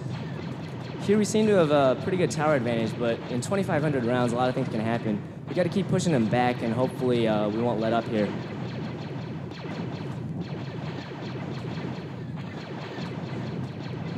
So this is kind of tough.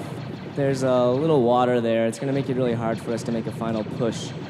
As long as we don't do anything too dumb and die, we should be okay, but that river has made it hard for us, as you can see right there. It really hindered our retreat.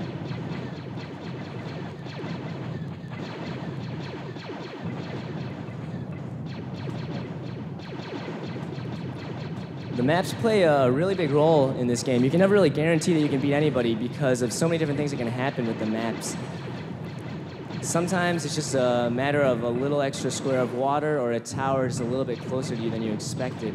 That makes all the difference.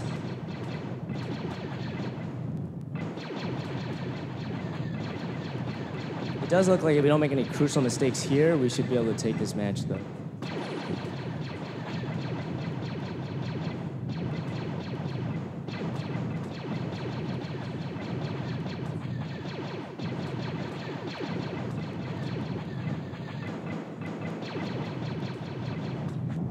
I just want to point out that Setbang has done a really good job protecting his Archons. It's rare that we're not able to pick at least one off because of the way we emphasize attacking them.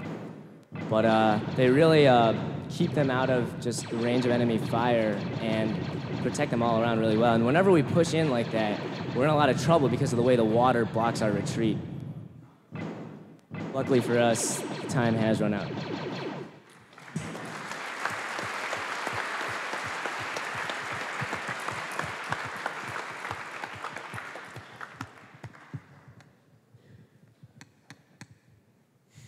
So it was interesting because Setbang had the advantage in terms of Archons. So in terms of raw army power, they could have taken on In Memory of James Albrecht, except the time was just not there. Assuming this is the same map that we've seen earlier, it should be pretty interesting because of the way that it really is geared towards both sides taking the towers on their side. And it should be interesting to see what happens.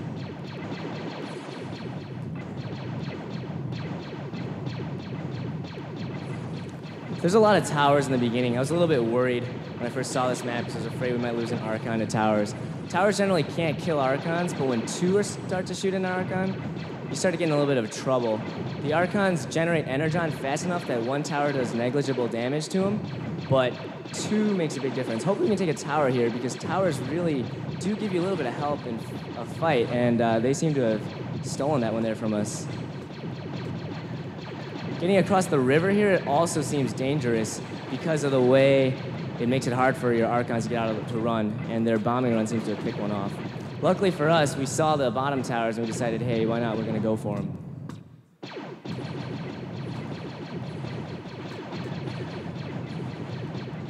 Luckily for us, we've ended up in a situation where, well, I was just going to say that we're less likely to lose Archons because of the way they're coming down as opposed to perpendicular to the river, but maybe I should stop talking about that.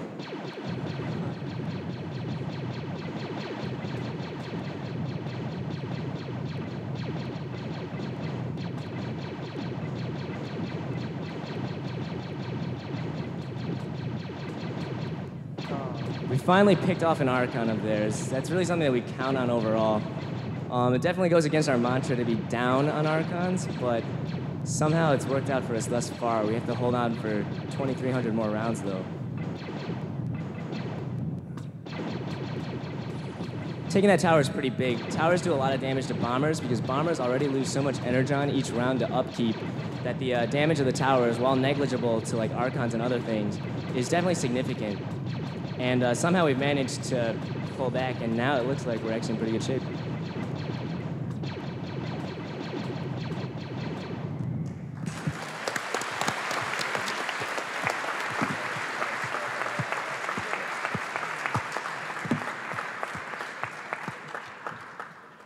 Congratulations to in memory of James Albrecht. They blazed through the winner's bracket, and they just have to play whoever's in the loser's bracket. So we'd like to see Team Darwin and Bad Dudes come up now.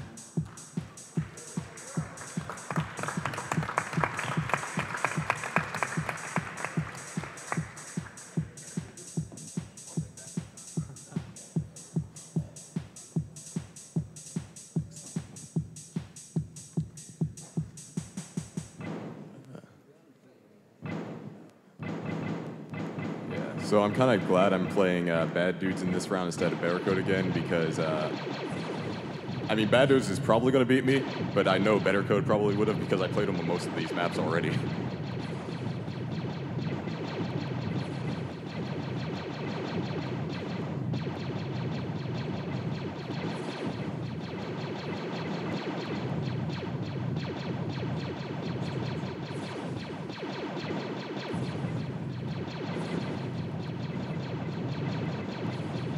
And it looks like they came out to meet my main force just as I was finishing taking a tower, and my troops were weak, so I'm at a disadvantage right now.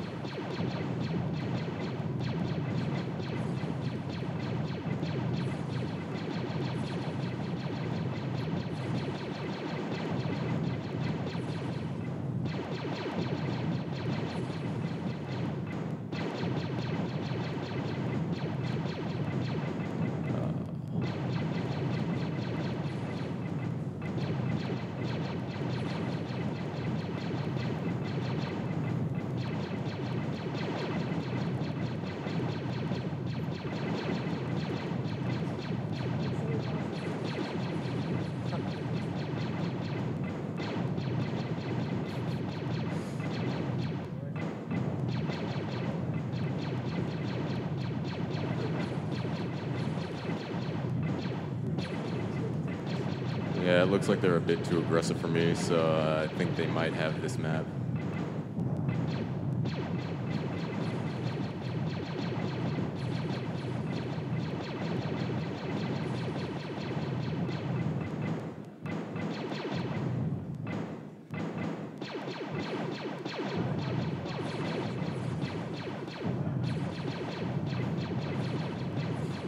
Oh, and my third Archon is dead now. I think. Oh, not that one.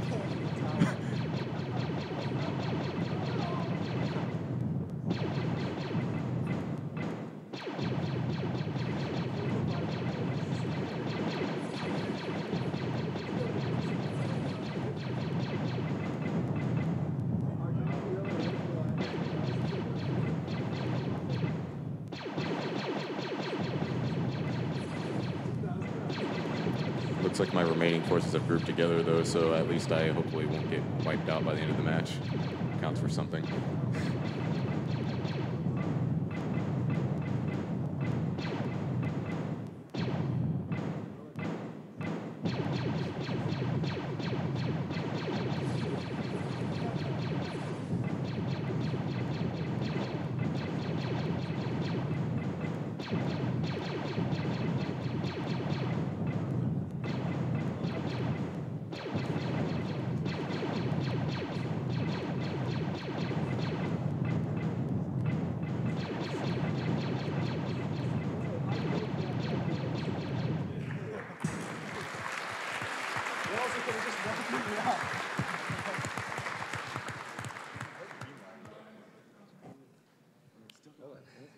Congratulations, bad dudes. I think the next map, Team Darwin seemed to do well on, although complained about. No. If I'm not mistaken. I like to be cautious. Makes sense.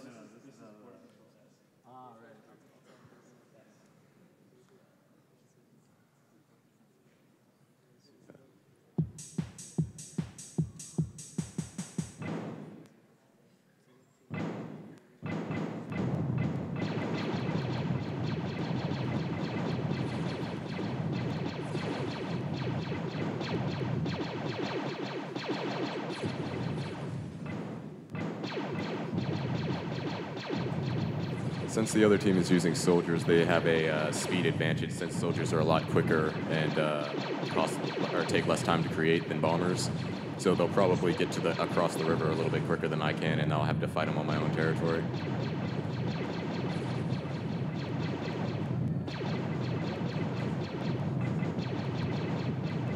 And here they come.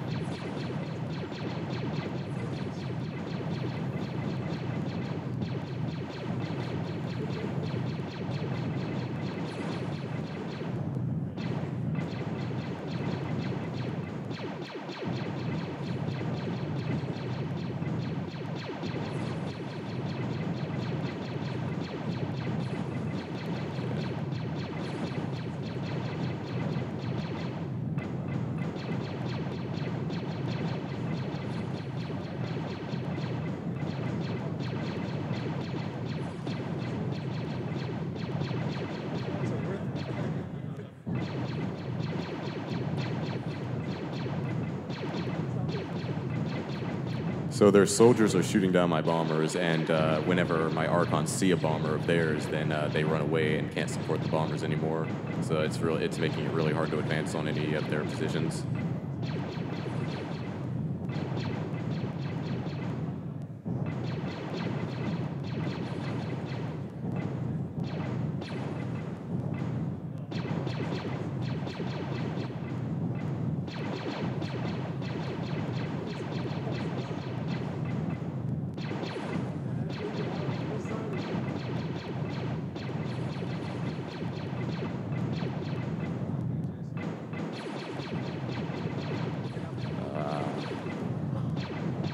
And they've managed to surround me.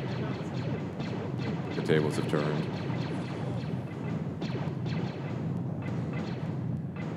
What's my one Archon doing over there? That's not good at all.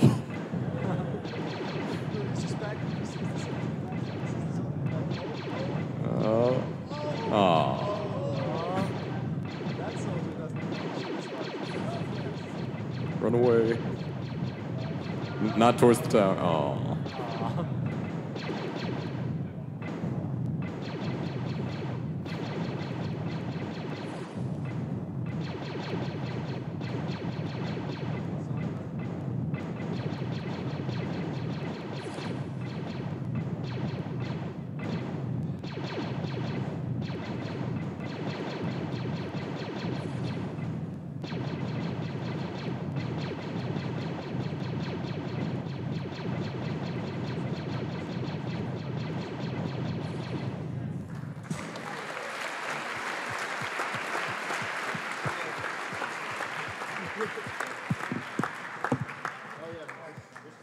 You guys can stay on stage, and we'll bring Set Bang over here.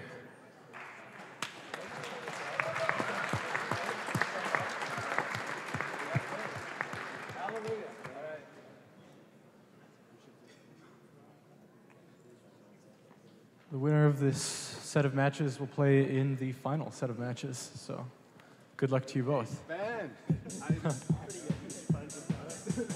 your pants?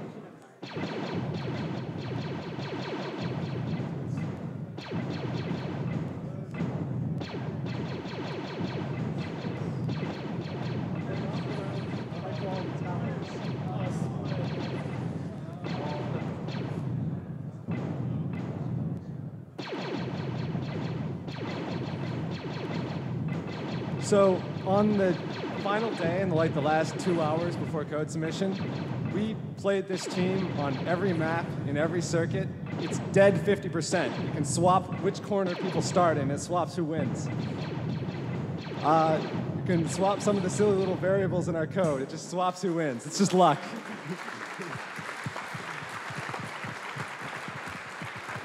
How was it? Since this is a different map, maybe we'll be swapping some of those variables. Let's hope not. So if we like adjust how much health our Archon's stored by 5, it would adjust to 1 on certain maps. It's just really close.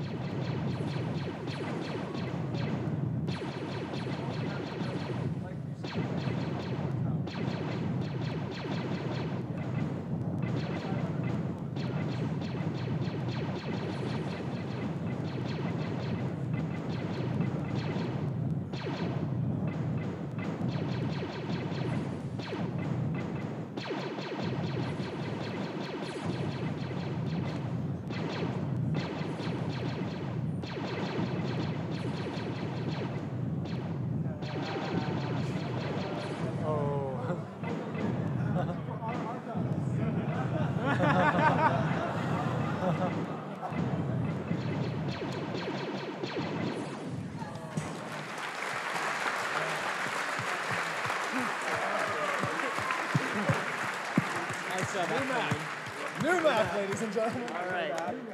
Let's see this. Wedding cake, wedding cake, wedding cake, wedding cake. Pirate coat. We have some creativity. Mario got fired. Blue shells do We can't debate blue shells.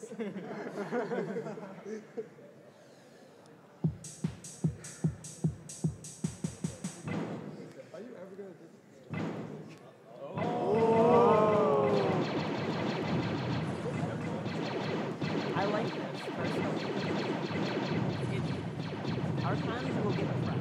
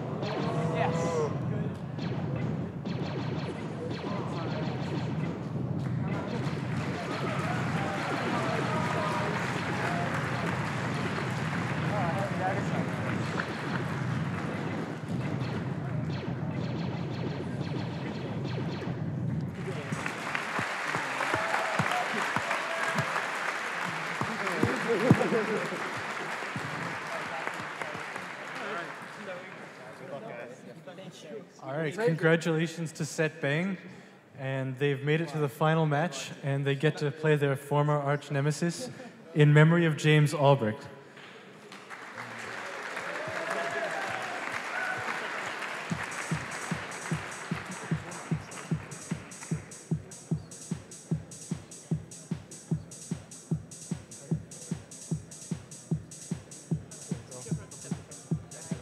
Okay, we actually have an interesting situation here because Setbang was knocked down by James Albrecht 2 rounds earlier, which would mean they would play on exactly 1 map overlap. So we decided to skip that 1 map because it would be a pretty boring game. And we have an alternate map we rotate in at the last round if it reaches that.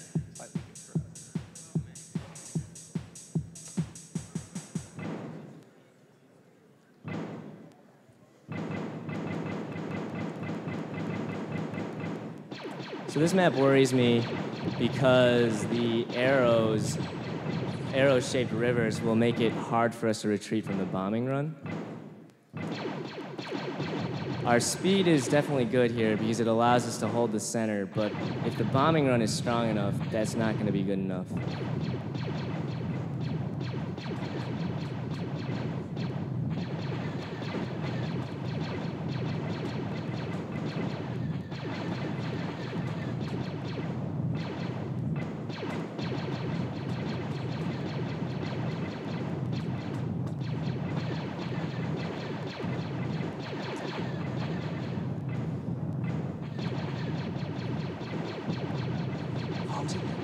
I don't know why we're not able to take that tower right there, but that was unfortunate.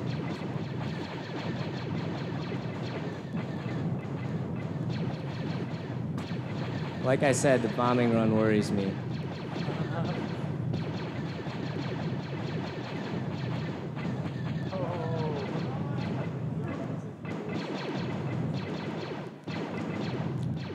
Setbang probably could have been a little bit more aggressive there, but they're definitely still in it with 2,000 rounds to go and a very nasty position for us. Our whole having more Archons than the enemy thing does not seem to have worked out very well here. The next bombing run might be the last.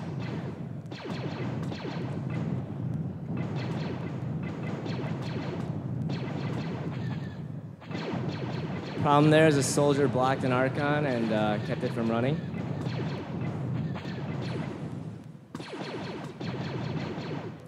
With 1,200 rounds left, I don't think that's enough time for us.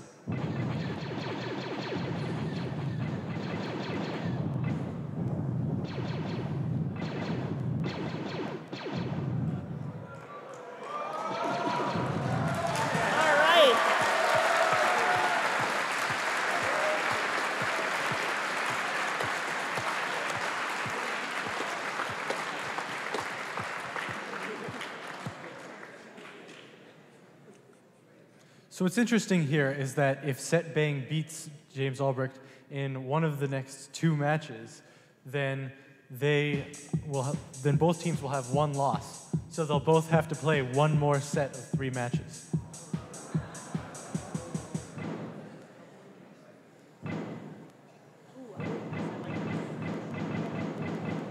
Another map that seems to favor the bombing run.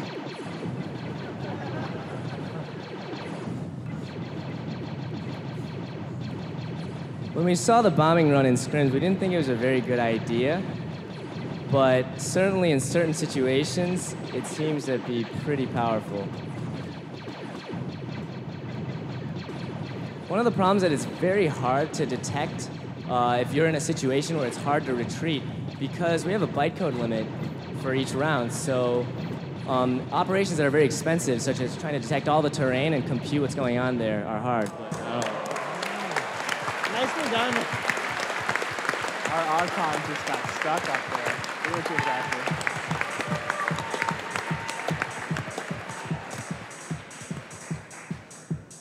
So if in memory of James Albrecht wins this next match, they win the tournament.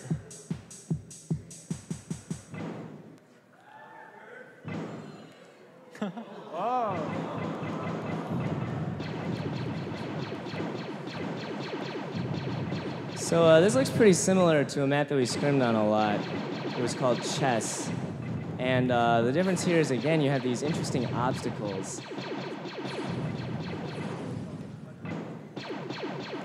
This is going to be interesting because we're going to be in a position here where running will be tough again. Yes.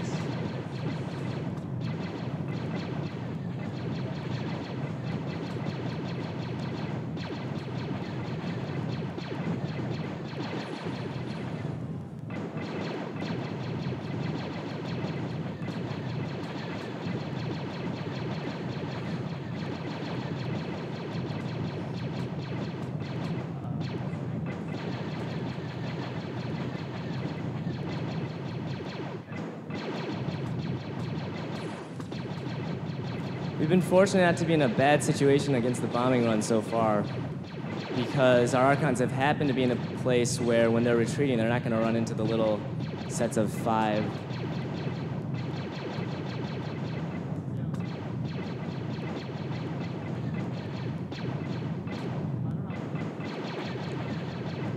So coming into this match, we were 14-0 in the tournament, and as you can see, it's pretty hard to stay perfect over long periods of time. It's probably a testament to things like what the Patriots have done this year and other things like that.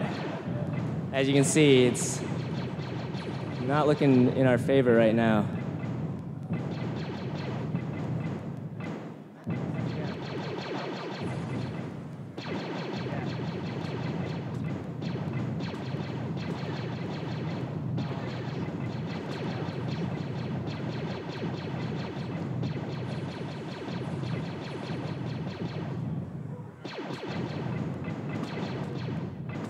They've done a great job keeping their Archons alive.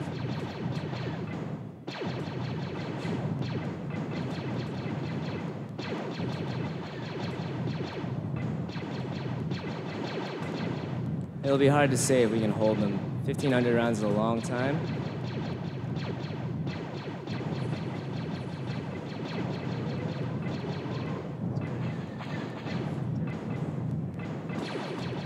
Taking that tower would be really nice just right about now. But yeah, nice.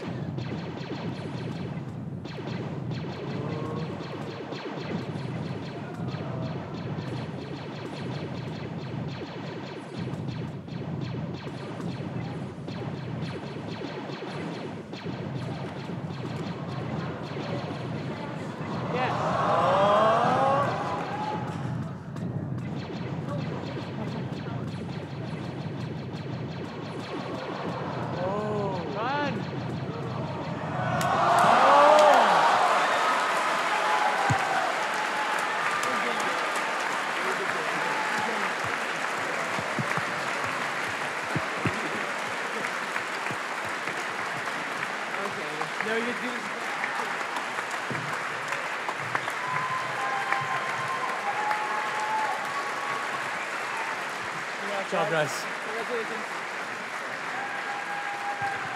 job,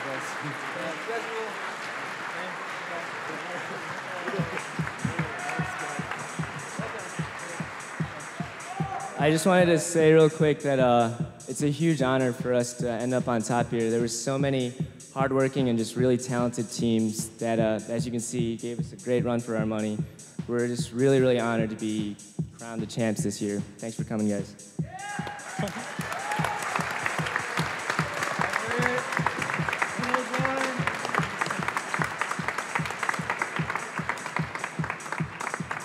All right, so now we have some great prizes to give out to winning teams and teams that were not finalists here today.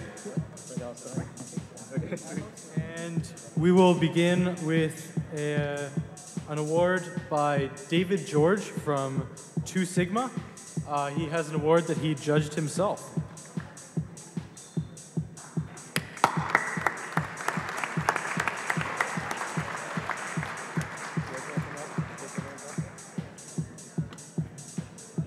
Congratulations to the winners. We're very excited and proud to be here. Congratulations to all the winners. A little shout out to Philable. Thanks for all the Rick rolls. Thank you. There were 8 finalists. We wrote, myself and 2 colleagues at 2 Sigma Investments. By the way, 2 Sigma Investments is a trading company, about 200 people in New York. We use trading and technology to do battle on the world markets. So we, in our free time, built a little robot team that would just defend its tower. We had a long canyon, a special map called the Turtle Den, and our team, called the Turtle, just built a series of units and defended the tower from oncoming attackers. We ran each of the 8 finalists against our Turtle in 2 different matches of 3,000 rounds each. It was not easy. 6 of the finalists beat us only once or not at all. The runner-up, and you might guess who they are from the description, rained down fire on us from their bomber fleet, reducing us to only 2 Archons in one match and wiping us out completely in the other in only 2,233 rounds. Congratulations to the runner-up, team number 2, Setbang.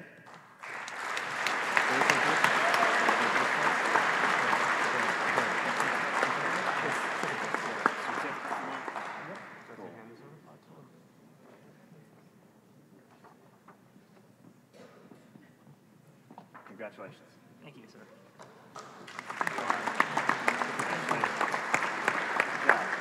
Yeah.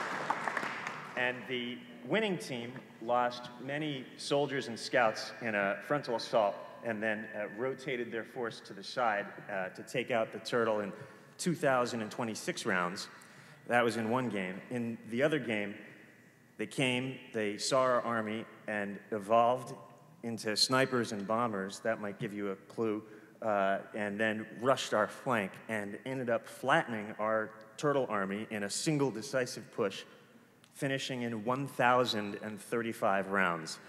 Absolutely jaw-dropping, stunning single attack. And congratulations, and the trophy steins go to Team 3 in memory of James Albrecht.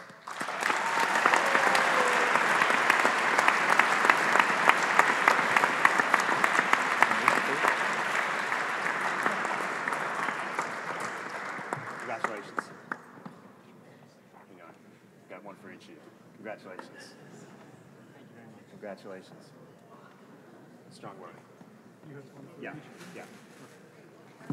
Hold on a second. Yeah. There's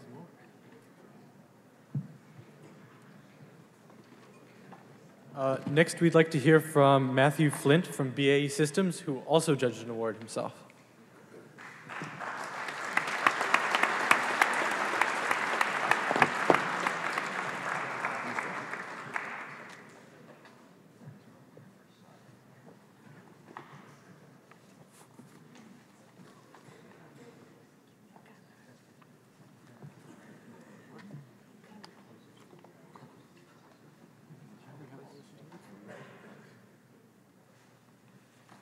We at BAE Systems like good strategies, and I think we've seen some very good ones here. The top strategies have obviously taken the teams all the way to the top. We think that they are being well and justly rewarded. We also think that there's a few other traits that are in evidence in this competition that we are interested in at BAE Systems. In particular, we're looking for clever and innovative ideas. These ideas may not necessarily have made it into a successful implementation, at least this year. But as long as they are communicated in with style and clarity, we think that these ideas ought to be recognized and rewarded. Now, every team had the opportunity to submit a strategy report along with their competition code here. And we've reviewed those strategy reports, and we are happy to recognize the best strategy report categories. We are handing out 4 categories of awards here.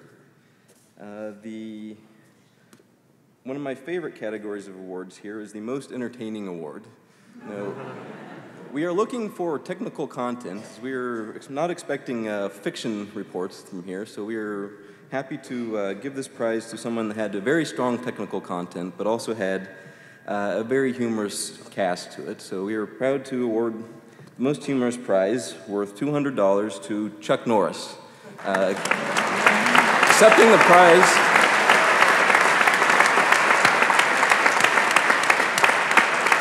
Accepting the prize for Chuck Norris is Team 12. Chuck Norris knows when a program will halt. Hi,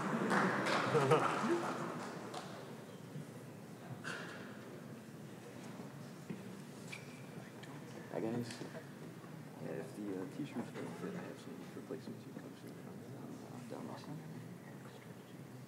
Congratulations.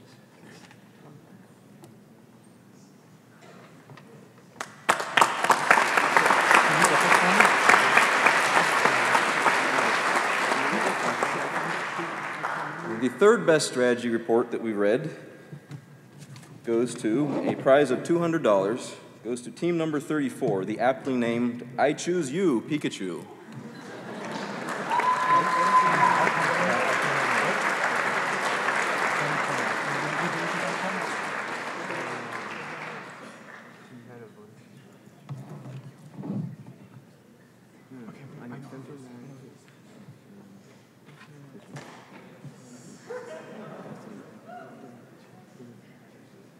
It's all about style. T-shirts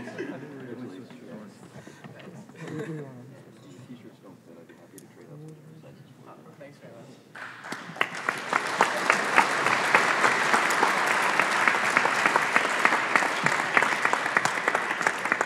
much. Second best strategy report goes to team number 35, Battlecode.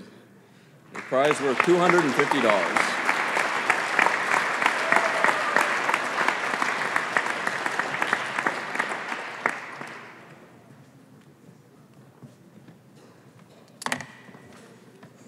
Congratulations, guys. Enjoyed your writing. If the t-shirts don't fit, I'd be happy to trade sizes.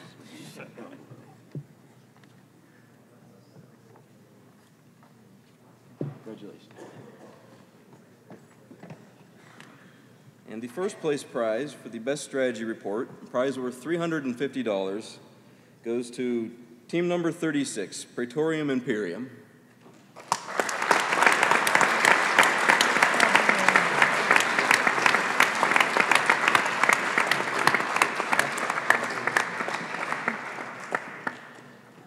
It's far and away the best organized report we've read this year. If the t-shirt doesn't fit, we'd be happy to trade it.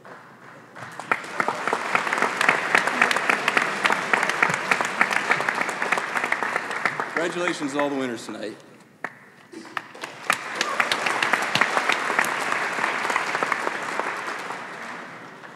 Thank you very much, Matt Flint. And next we'd like to hear from Ravi from VMware.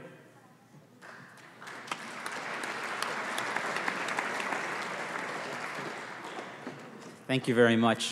This looks like something you'd watch on ESPN2 at about 4 in the morning, but it was really exciting and it's pretty cool.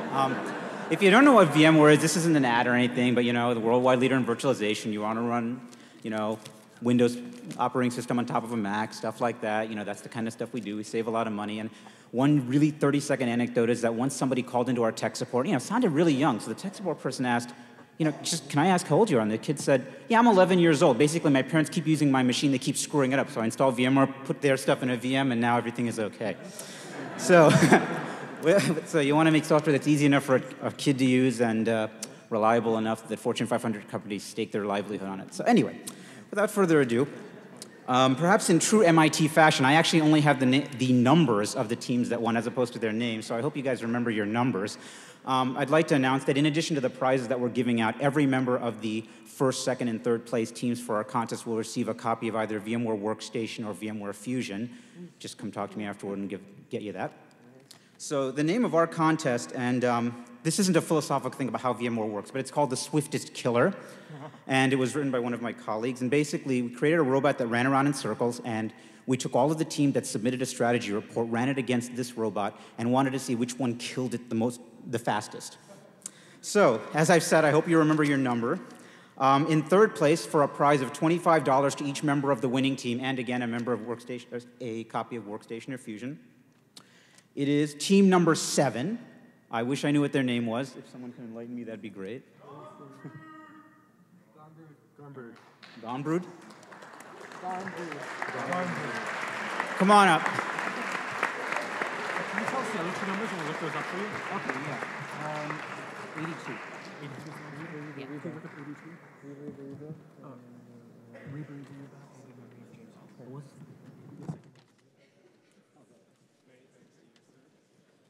Hey, congratulations.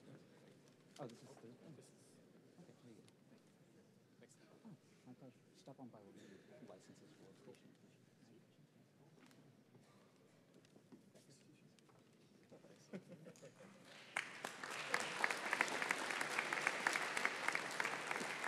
Okay.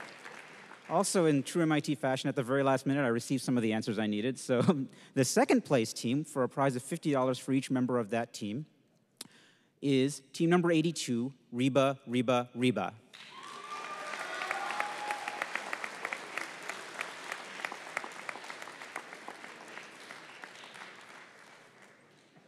Thank you.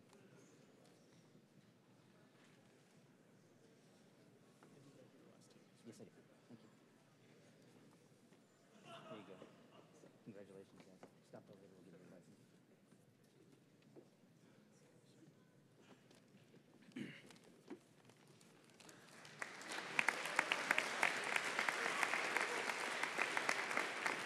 And the first place team, $100 to each member of the winning team. It's in memory of James Albrecht. Congratulations, guys.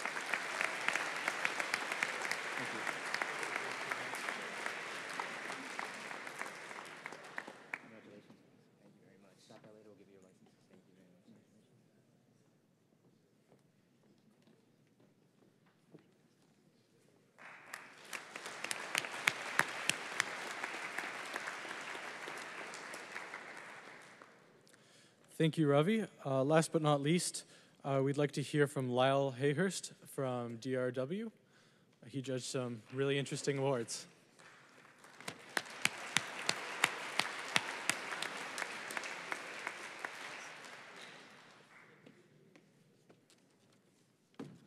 So I'm giving out 2 awards tonight. The first award is one that we actually do at our software shop in Chicago. DRW is a prop trading firm. We do commodities and futures, fixed income products. So we measure our code bases in various ways and check to see if they're healthy. And we do stuff like measuring code coverage for unit tests, measuring cyclomatic complexity, basically if-else statements in your code, and finally measuring what we call a monkey score, which is basically the percentage of your code that's cut and pasted. So clearly having a low monkey score is pretty good. And there's actually a great product there called Simian, which measures this for you. The team that finally won out, and they did an incredible job. They had over 8,000 lines of code, and their duplication was 2%, which is really fantastic if you think about it. It's Sloan's Worm, and we're giving them $400 total. Sloan's Worm, are you out there?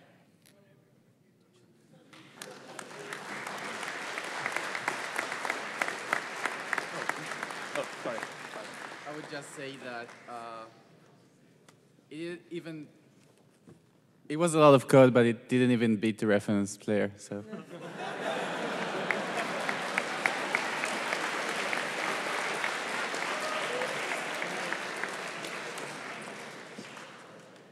So DRW, we're a culture of gamers. We love to play. And when we first heard about this, we thought, what can we do that's really interesting?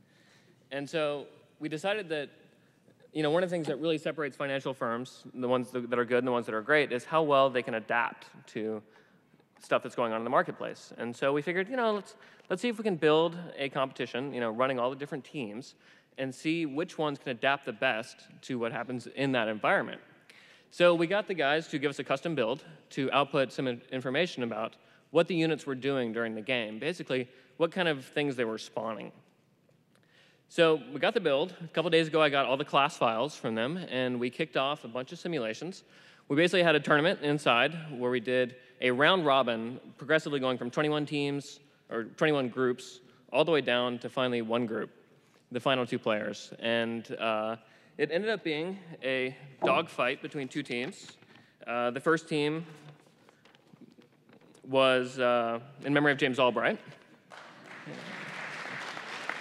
who actually didn't win it. Sorry, guys. I know you're getting used to winning a bunch of awards. Even though you guys ended up winning it, 7-5 was the final score for you.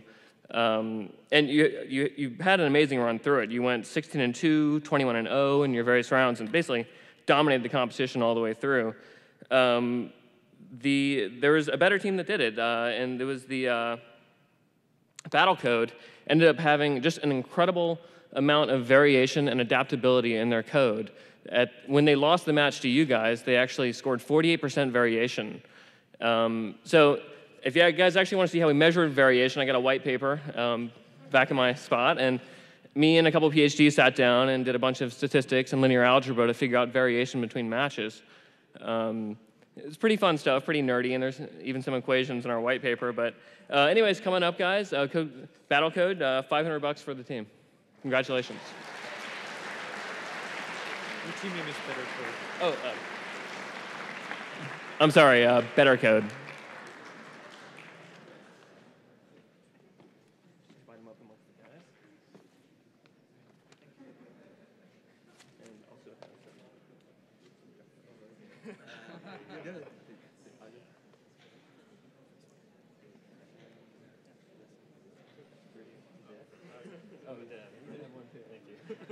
Thank you very much.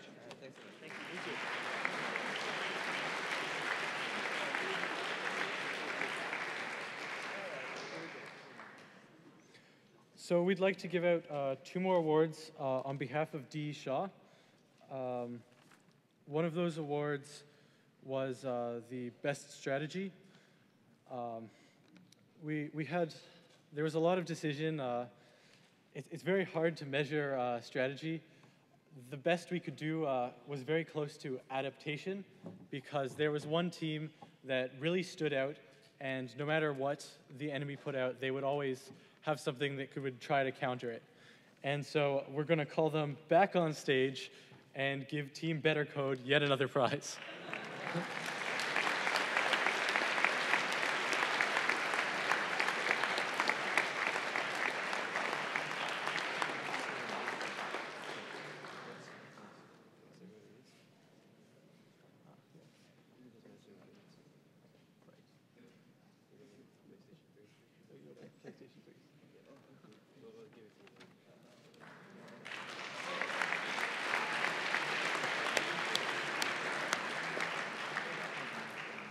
And D. Shaw has been kind enough to let us give PlayStation 3s to everyone in that team.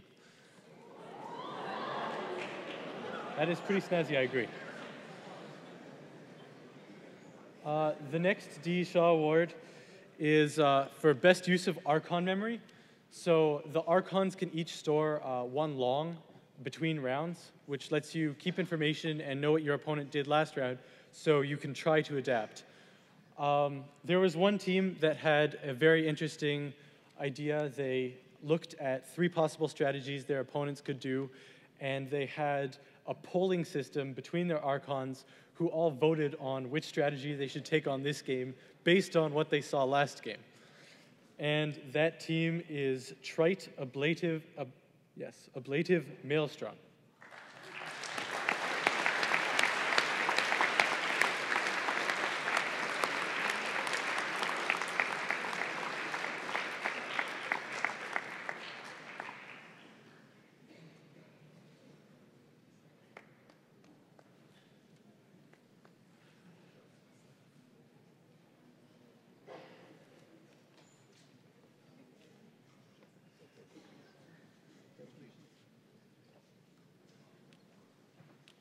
They too will both receive PlayStation 3s.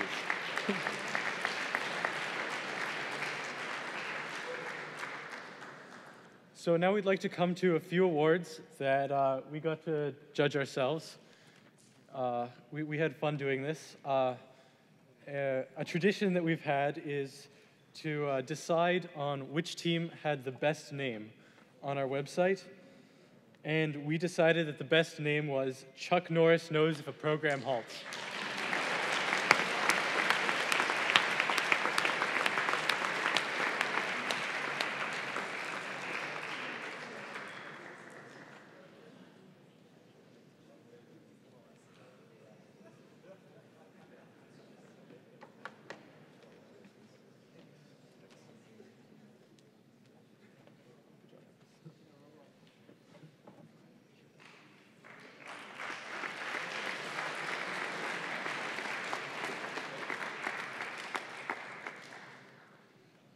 Another fun one we do is Best Avatar. So teams can upload avatars that will be next to their team name on our website.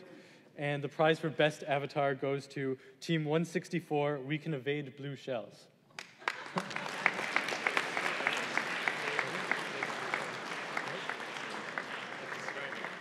Their avatar was a blue shell.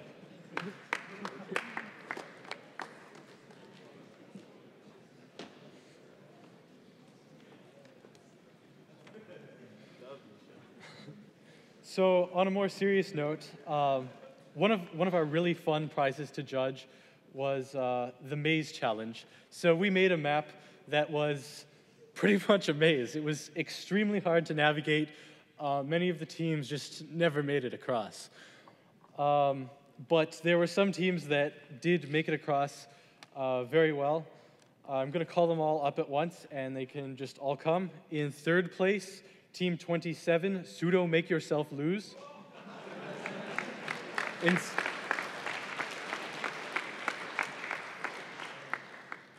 Please save your applause for the end.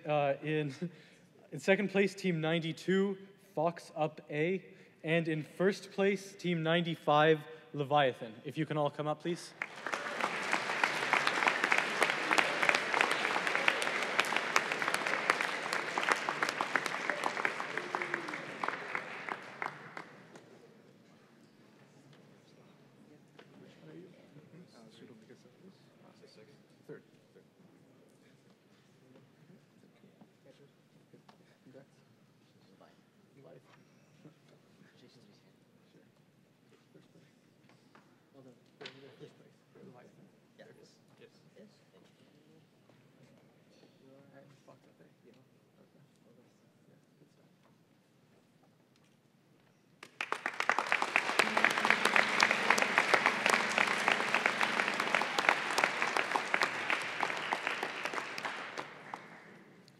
So after we did the maze challenge, we thought to ourselves, hey, we really like making maps to torture contestants. So we made another map, which was basically it had tons and tons of towers, and it was basically as dense as the specifications would allow for. Pardon? It's a little past spec. So contestants definitely wouldn't be expecting this, which is exactly what we wanted. Oh, wow. Wow, I gave the prizes for this award to the other team. So it seems the teams I just called up were the ones that won the tower attack challenge. I knew they were good teams. So for the maze challenge then, both awards are for the same amount. So it's the same thing. So for the maze challenge, in third place, Team 23, 0010011. In second place, Team 25, Team Darwin. And in first place, Team number 4, Little. If you could all come up.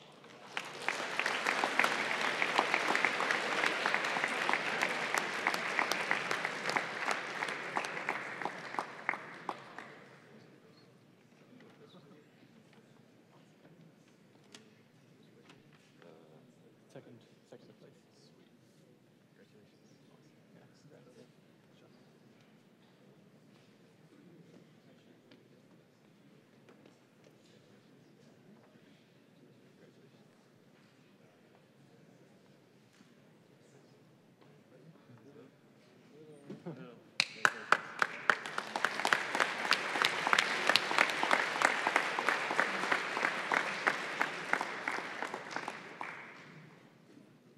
So we were watching the qualification tournament, and there were two teams that really stood out for a very interesting strategy.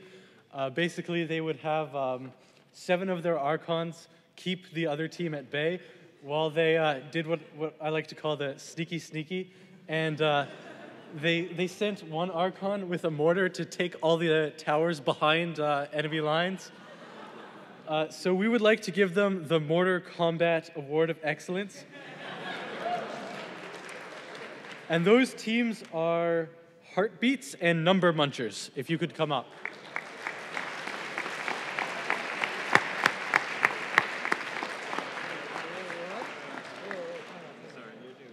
Sorry. Whoa, whoa, whoa, whoa, whoa, whoa, whoa. Sorry. stay here, we have Sorry. Oh. All right, 2 strikes. If I make another one, I'm, well. Sorry, those teams are actually Return of the Noob and Return of the Rock Lobster.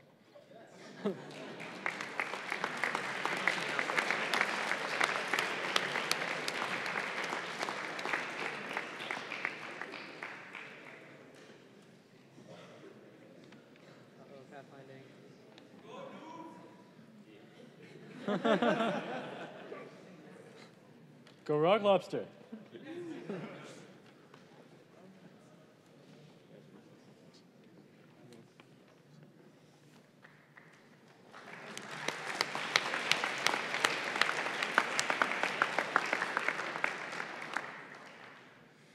So as you can guess, those teams that I did mention did win something. And what they did win was our best formation prize. They had 2 very interesting formations. Heartbeats. At the beginning of every game, if they could, they would send a bunch of scouts and spell out LOL on the map. And Number Munchers were very good at keeping their Archons with a pack of soldiers in a plus sign formation, which did very well. So can both of those teams come up? You here for Heartbeats?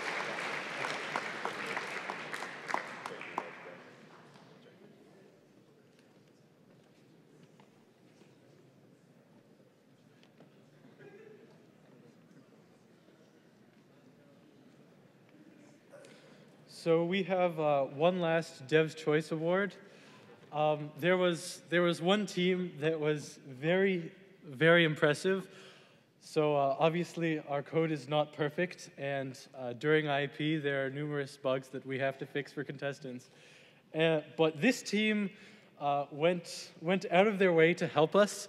They decided that to take it upon themselves to decompile our entire engine, and then using decompiled code, which doesn't have comments and is very hard to debug, they provided a patch for us to fix one of our engine bugs.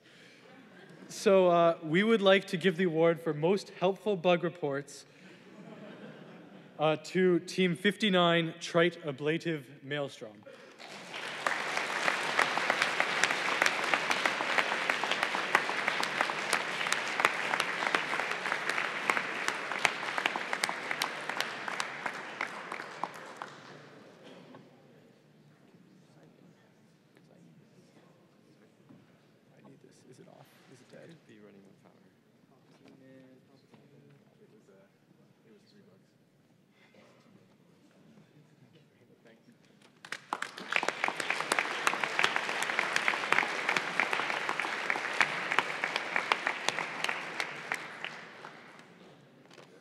So now we'd like to get on to the prizes for the winners of the tournament. First, I'd just like to get a round of applause for the teams that came in 9th to 16th. We didn't get to see them today, but they were truly awesome teams.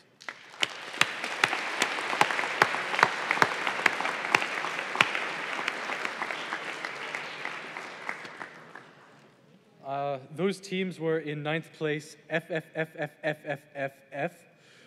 In 10th place, Chosen Bot.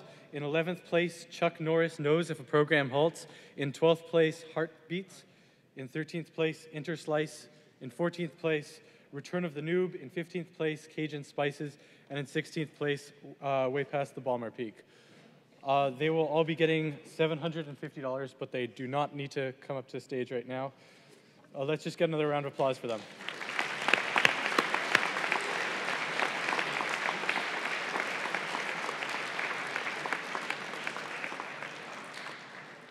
All right, so in 8th place, prize of $1,000, Codes Compiling, please come on up.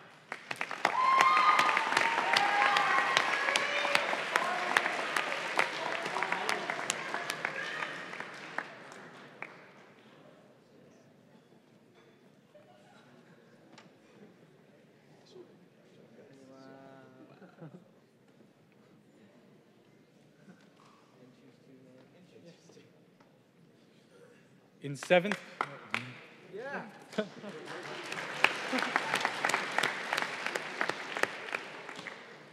In 7th place was team number 9, Hey Guys.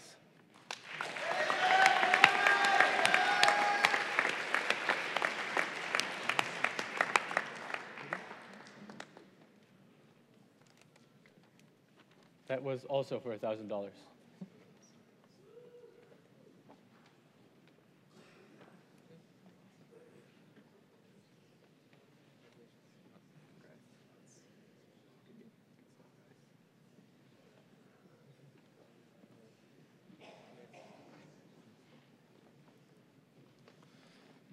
In 6th place, also for $1,000, team 35, Battlecode.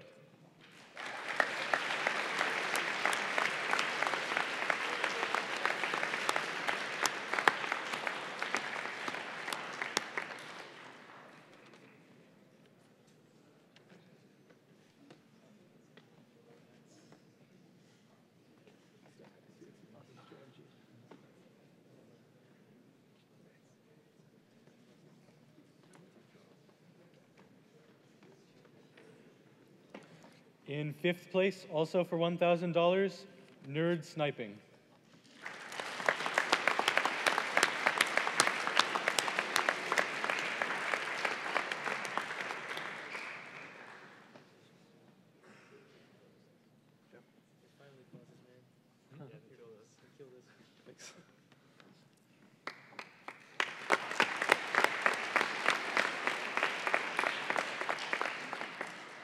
All right, now on to the top 4. In 4th place, for $2,000, team number 25, Team Darwin.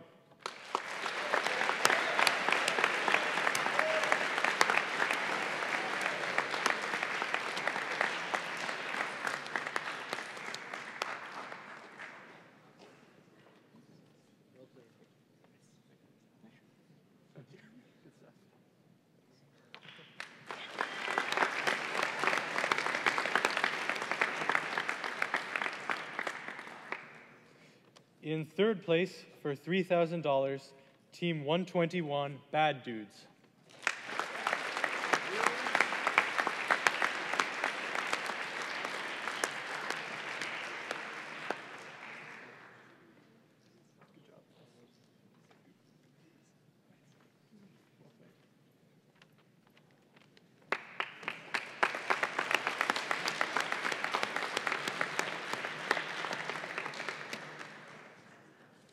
In 2nd place, for $4,000, team number 2, Set Bang.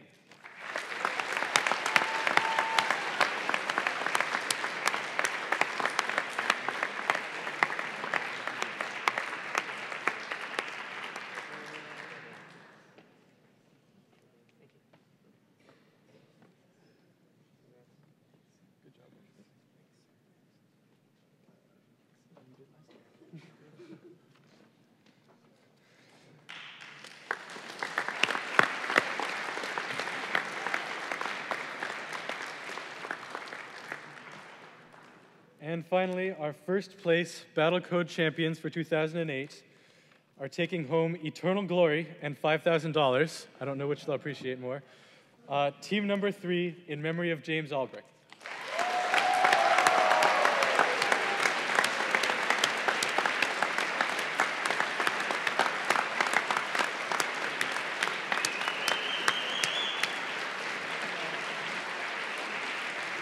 Thank you.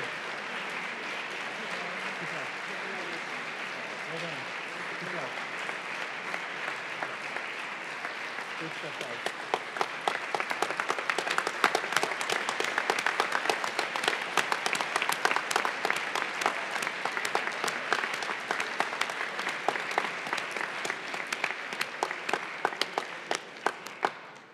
So I have a few important announcements to make before everyone can head off.